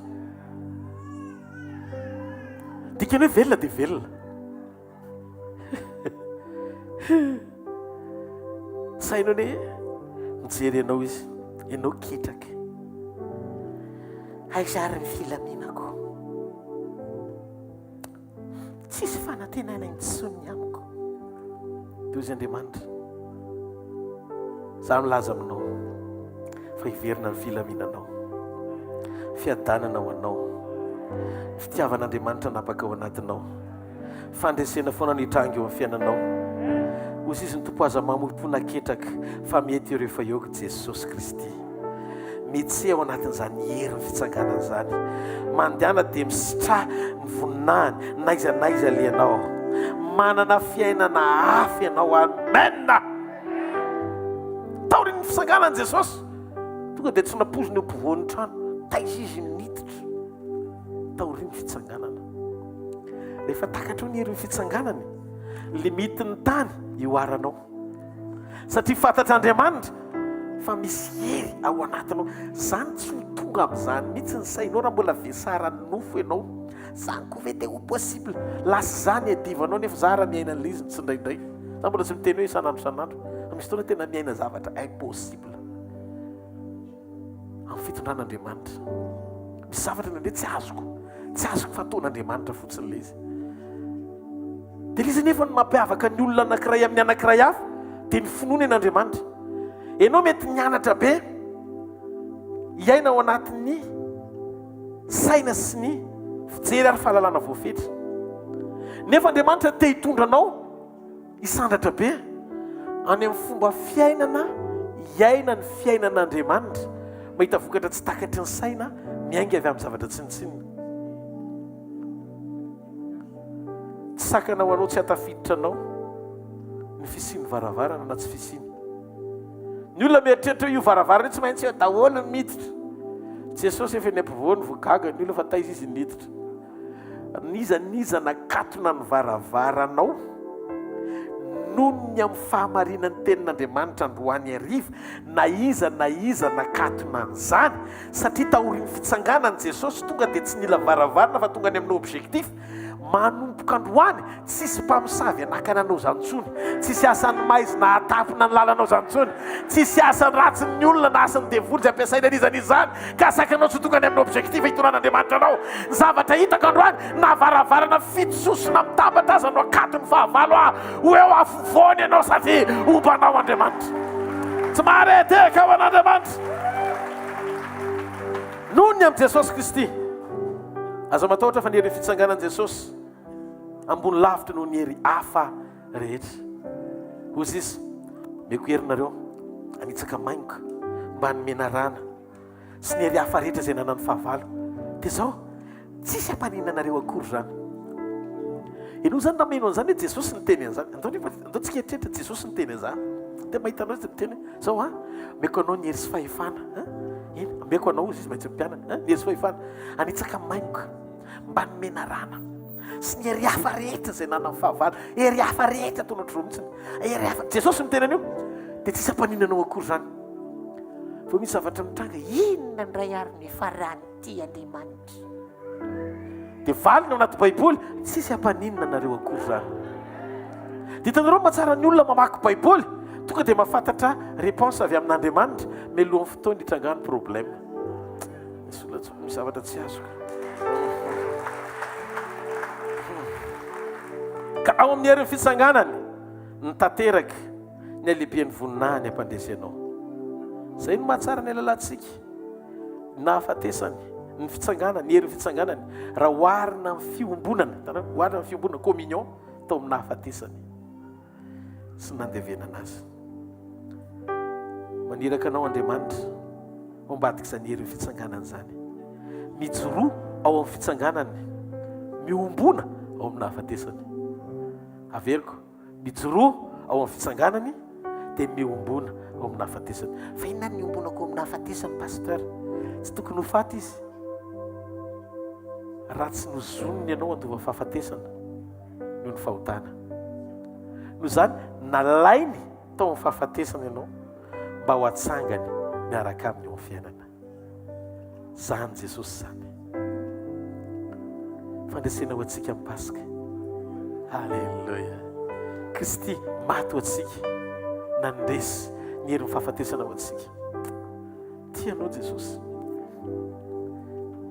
loatsika teny amin'Andriamanitra sambatra tompo manana anao tsangany amin'ny toerana misy ianao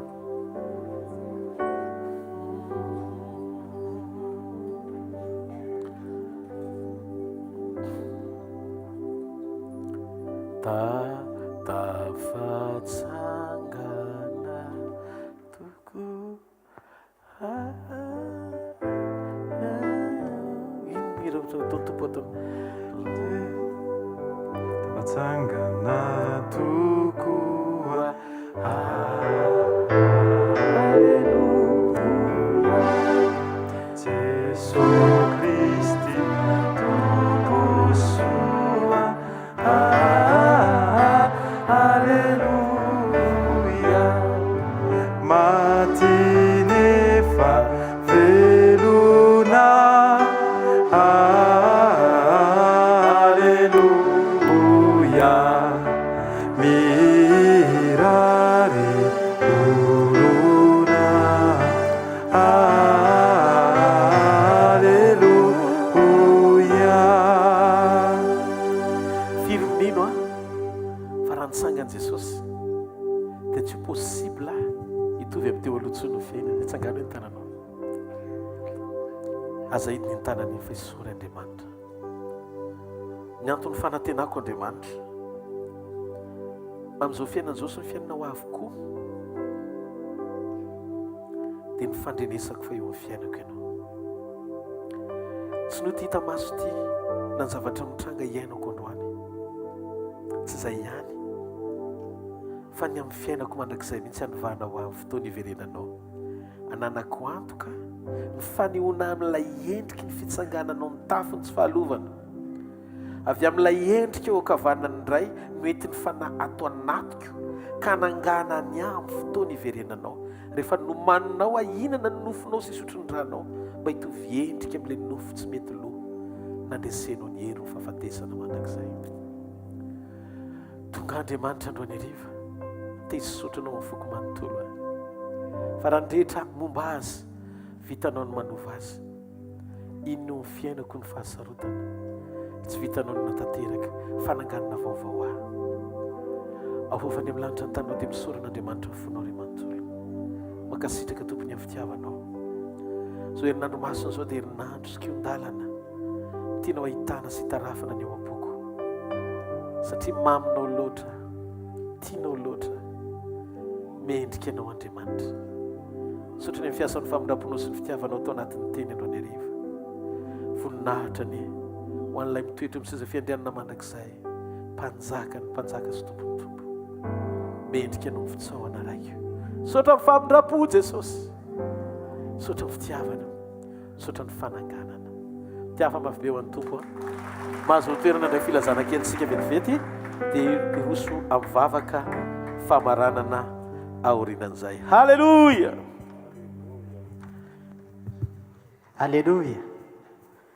Tay Jesosy tsika rehetra anao mifanatitra tsika nome voninahitra an'Andriamanitra dia izay rehetra kasihan'ny tompo ny fonao ataovy any anatin'iny boaty iny na fahafolo-karena na sakrifisy na ny fanatitra omenao an'Andriamanitra ny programmatsika dia tahaka an'izao misaotra an'Andriamanitra fa totosa soma tsara ny rallye de miracle tany arivony mamo tehaka mafy be tsika ho an'i Jesosy ianao nandray anjara tamin'izany na tsy tonga tany ary alleloia misaotra Jesosy satria fanan'olona marobe no voavonjy tao anatin'izany ary isaorantsika an'Andriamanitra manokana ny amin'ny famangin'Andriamanitra zany tanany zany dia hoy aho hoe ianao koa mba isan'ny nandray anjara tao anatin'izany misaotra an' Jesosy ho antsika rehetra nitondra-bavaka ny amin'ny fahatotsan'ny fotoana ho anao koa izay namafy ho an'ny fanjakan'Andriamanitra ho tahin'Andriamanitra manokana ianao satria mifamatotra amin'ny fanjakan'Andriamanitra ny fiainanao manontolo alleloia dia misaotra Jesosy tsika ny vaovao lazaina amintsika amin'izany dia tahaka an'izao hoe rapitso dia hosokafana amin'ny fomba ofisialy ny vondrom-bavaka any amin'ny arivony mamo tehaka ho an'i Jesosy tsika raha nanamarika ianao dia izay toerana rehetra nandalovantsika tato ato izay dia misy vondrom-bavaka mitsangana satria mila fitaizam-panahy ny olona any amin'ireny faritra ireny misaotra Jesosy ny am'izany programa tsara be zany programatsika rapitsy maraina amin'ny fitora eto ndray ny programatsika miaraka amin'ray latabatra amin'ny tompontsika rapitsy maraina amin'ny fito ny amin'ny herinandro a dia tsisy miova ny programa ny sekoly latsinainy ny talata ny larbia etsy amin'ny superiu ao amin'ny rihana faharoa nasanatsika rehetra ireo fotoan'ireo a amin'ny fito ka hatramin'ny valo sasany a ny alatsinainy efa hainao tsara fa raha vao zao ianao vao tonga teto ny alatsinainy sekoly a ho an'ny fanasitranana talata sekoly ny famahana olana larbi sekoly ny tokatrano amin'ny fito ka hatramin'ny valo sasany a ireo fotoan'ireo a anasanatsika tain'Andriamanitra ianao akoatran'izay a ny zoma miverina etondraitsika miaraka manome voninahitra ny tompo a eto amin'ity toerana ity ary ny sabotsy dia mbola eto foana ihany ny programatsika rehetra zay ny programa ny amin'iny herinandro iny a aza tonoana reo asa maro samihafa ny projet maro samihafa eto anivon'ny asa fanompona miandry atsika dia ireo rehetra ireo samy mitondra bavaka hitatsika angamba ny efa ny teny ihany ny mpanompon'Andriamanitra teto hoe ho avy ny fotoana efa hetsikitsika any amin'ny hvkl any amin'ny centre dia mivavaka tsika ny amin'ny fahatanterahany zany programa rehetra zany akoatr'izay koa manana ny projet tsika ny radio any a dia isorana ny tompo misy foanato misy vangin'Andriamanitra dia misy nisy nanome micro indray zao hoe micro ho an'ny radio alleloia dia zay amangin'Andriamanitra mifona ho any rehetra dia tain'Andriamanitra ianao tsakany miterina misy ianao atsakany ny tananao dia atao hiaraka hivavaka ao amin'ny fanatritsika makasitraka ray misaotra amin'ny anaran'i Jesosy ny amin'ny fafahana mijoro mitondra ny fanatitra ray amin'ity fotoana androanyity misaotra ny amin'ny tahinao sy ny nanambinanao ny fiainany tsirairay avy tsy mitaky nininona avy aminay ianao fa ianao kosa mijery ny fonay ary zany no atokavanay mijoro eto amin'ity toeran'ity androany dia manome voninahitra anao amin'ny fanatitra amin'ity androandroanyity a mba akasotrao voninahitry ny anaranao a zany rehetra zany ary indrindra ny fanoloran-tenanay satria izany no ambarany teninao hoe atolory ny tenanareo fanatitra velona masina sitrak'Andriamanitra dia tonga izay amin'ity fotoan'ity manome voninahitra anao a miaraka amin'ny fanoloran-tenanay koa anaraka anao anao ny sitraka ao a mandrakizay ary ho faty amin'ny tena miaraka aminao misaotra ray amin'ny anaran'i Jesosy amen mitehaka mafy be antsika Jesosy oia afofany amin'ny lanitra ny tananao dia ndao tsika hisaotra an'Andriamanitra mifotsika manontolo a makasitraka anao zay raiky mpanao ny lanitra sy ny tany misy zavatra indraindray fa endrena fenonao anendry sy ny manatsaina fa senao an'izay mangeta hitanao sy manaiky ho zaza madinika eo anatrehanao faly ny fonay faly ny fananay faly ny sainay satria miasa eo ny fiainanay ianao androany asy ho fiainanao anatinay zay tsy mahafantatra hoe fomba hoana nikasianao anay fa androany ariva Andriamanitra okany tsara iavy zay tongeto ka mangeta hita sinao namarina nikasika ao handray zany avy aminao mivantana izy raiso amin'ny anaran'i Jesosy Kristy avy amin'ny Nazareta mandraisa kasika avy amin'Andriamanitra okany fonao ny sainao hifantoka amin'ny tompo fa Andriamanitra miasa izy Andriamanitra velona izy misy fotoana Andriamanitra manao ny asany eo no eo misy fotoana Andriamanitra manao ny asany milamina zay mivady dia manana vavombelona ny amin'izany ijoroko eto androany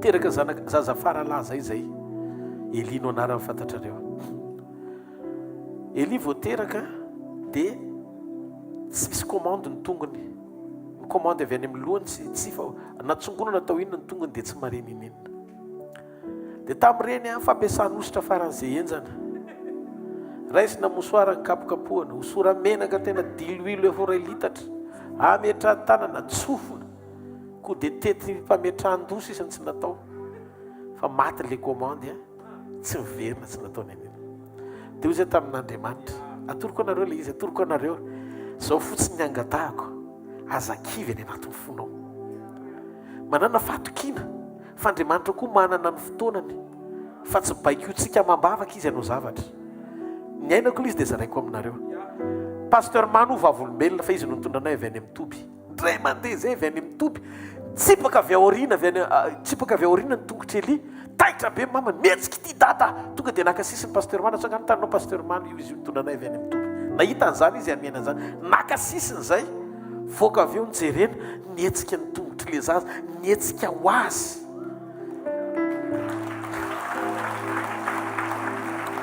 ho any Jesosy rery mivoninahitra.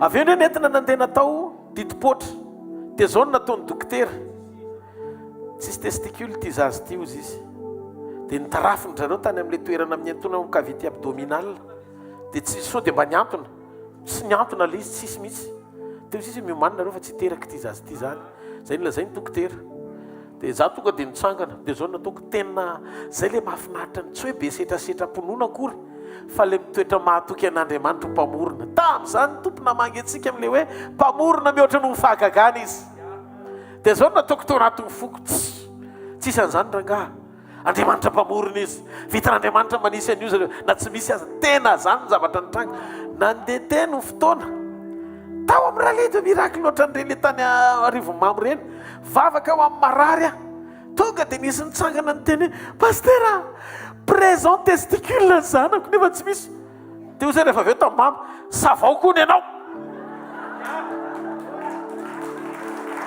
alleloia savao koa ny Eny savana ny Eny présent izy anankiroa tsy mahareteka ao an'Andriamanitra sangam-boly zay manome voninahitra an'Andriamanitra amin'izao le tongotra tsy nietsika tsisy commande enjana be raha anao volina tsy mahareteka ao an'Andriamanitra halleloia za dia teny aminao fa Andriamanitra tsy sika no mikomandy azy fa misy fotoan'Andriamanitra mijery ny disponibilité ny fotsika mitoetra ho mahatoky na mifanohatra amin'ny zavatra tena itsika aza ny zavatra mitranga zay le fony Abrahama tiampahery anao amin'ny anaran'i Jesosy possible ny zavatra rehetra possible ny zavatra rehetra zay ne mahatonga antsika masasay lasa sasay ianao dia ozy izy ny hoe sasa ratsy fa zay mahita hoe fahasahina tsara le izy satria nitaizan'Andriamanitra ianao misy fotoana tena mitomany ianao satria hitanao zao hoe tongotry ny olona malemy atsangany eo masonao eo ny zanakao nateraka ao tsisy commande proof fa tsy hainao manao an'le izy fa raha ianao manao an'le izy ny zanakao aloha nikarakarainao fa tiako fantatra anao fa Andriamanitra mahay mampahiratra ny jamba fa rehefa izy ny ampahajambanao tsy izy ny manajambanao fa ianao nasainy manapotsitra masonao inona ny ty pasteur ho tenenina ozy izy Jesosy raha manamaso ianao kanefa mampanotanao ozy izy ny masonao dia potsero ianao nasainy manapotsitra azy raha manatanany ianao tapao raha io mampanotanao raha manatongotra ianao ka io mitondra anao any amin'ny ela tapao fa tsy masoanao akory ianao nasay manapaka an'le izy fa izy tsy hanapaka zany hoe Andriamanitra zany tsy mahay manapaka tsy mahay manapotsitra tsy mahay manajamba tsy mahay fa zavatra hain'Andriamanitra manampahiratra mampandeha manetsika alleluia fa raha tsy mahasoanao le izy tsy misy miracle ilain'Andriamanitra sy takiny mialoha amin'ny fotoam-piovana zany sarobidy amin'Andriamanitra ianao ihany manapotsitra an'le maso zany hoe manatsafidy ianao hijery zava-poana dia mijanona aza mijery zava-poana ntsony ianao manapotsitra an'le izy ho jamba amin'ny zavatra tsy tokony ho jerena fa ahiratra amin'ny zavatra tokony ho tarafana dia rehefa zay ny zavatra mitranga tena miarabanao feno marina le maty tsy maintsy ho atsangana amin'ny andro fahatelo amin'izay ary raha iveriny Jesosy le tipatipa ohatr'izay amin'ny fiverenany lay itsangana hitafony tsy fahalovana taoriny fahafatesana alleluia dia faly ery izay nahita an'le izy tonga dia mifety zay nideran'Andriamanitra tena nanomboka hatreo lasa sasa zany io Andriamanitra mananona trotro pastera alleluia manio teny andalina ho azy zay tsisy resaka fa tsy le vavolombelona io pastera mamy vavolombelona zany hitantsika tsiray avy Andriamanitra androany ariva tiampahery ianao courage ianao courage fotsiny hoeto amin'i Jesosy foana falefana misaotra tompo zay ny androany azoko antoka zany fa tokony ho faty amin'ny tenako aloha ataoko fotsiny zay andrasanao amiko fa zay tsy takatry ny saiko tsy anjarako miantoka an'izany fa ny zavatra azoko antoka dia zao tsy maintsy ho avy ny anjarako tsy maintsy ho avy ny anjarako mitoroko tsy maintsy tanteraka ny ao anatin'ny fo aza velo foana zany no fanantenana après eto le izy fa velona Jesosy tena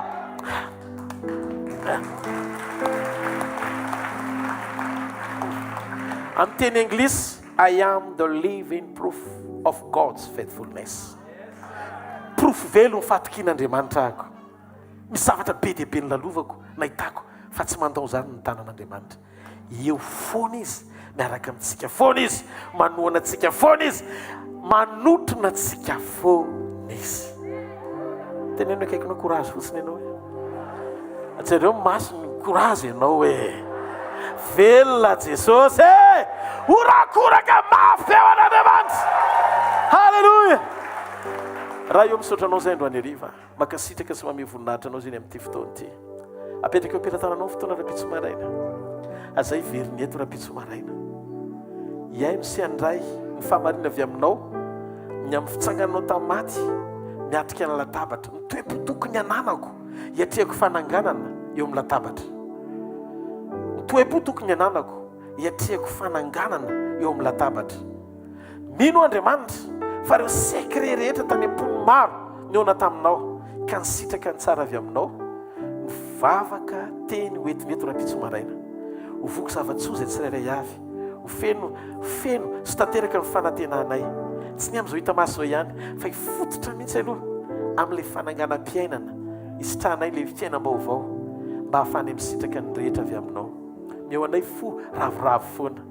Ninona hitranga dia izay ilay manao ilay hoe ninonina hitranga Jesosy na nilanitra umanga Jesosy na umaloka mangina Jesosy de ufeno fifalina Jesosy ni futona de andalu Jesosy katsimisi ampi maru Jesosy ramiurina wapuku Jesosy lai fitiava na inuku ni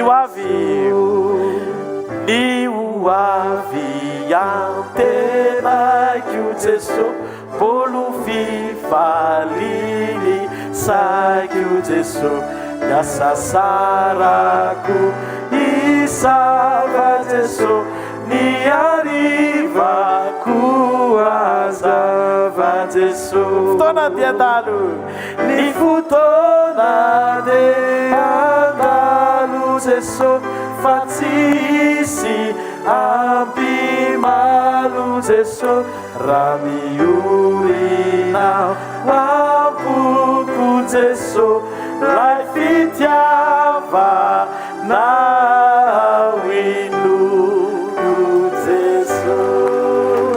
Halleluja. Hitanareo ane Jehovah ka hiaro anareo. Ampamirapirana ny tavany aminareo ne Jehovah ka mindra fo aminareo. Anandratra ny tavany aminareo ne Jehovah ka menareo fiadanana. Mandehana amin'ny anaran'i Jesosy fa tsy ho reraka izany ianao. Mandehana fa ny herin'ny tompo tonga herinao. Mandehana fa nitanjaka ao dia ilay herim-pananganana miasa ao anatinao. Manomboka androany horenao mikasika Andriamanitra novanao ho any amin'ny dingan'ny fahatsarana kokoa hatrany hatrany tahaka ny dia marina amin'ny anaran'i Jesosy. Horenao fa Andriamanitra rehefa nanaiky anao hatramin'ny voalohany tsy anarinao eny an-dalana satria matoky loatra izy ary hitondranao sy hiaro anao hatramin'ny farany. Mandehana amin'izao herinao izao fa nitompo ombanao, nitompo ampahery anao, nitompo anangana anao, nitompo hitahiry anao, nitompo eo amin'ny fiainanao. Izy ny Jesosy Kristy avy any Nazareta tsy miova mandrakizay ny heriny, ny voninahiny, ny fahatsarany, ny fahalebiazany. Mandehana fa manoatra no mimpandresy ianao. Velona izy, velona koa ianao fa tsy ho faty zany, tsy ho raraka mandrakizay zany ianao. Mbola nambara ny asa n'Andriamanitra ianao ary ny andronao sisy ho fiainam-baovao miaraka aminy. Tsofoko rano ho tanteraka izany amin'ny anaran-dray sy ny zanaka ary ny fanahy masina. Amen. Zareo fahasoavana fa ny fahasoavan'Andriamanitra ny maty izao fa ny fahasoavan'Andriamanitra ny maty izao anareo. Amen. Alleluia. Andriamanitra atramizay ny fiandriananao, Andriamanitra anao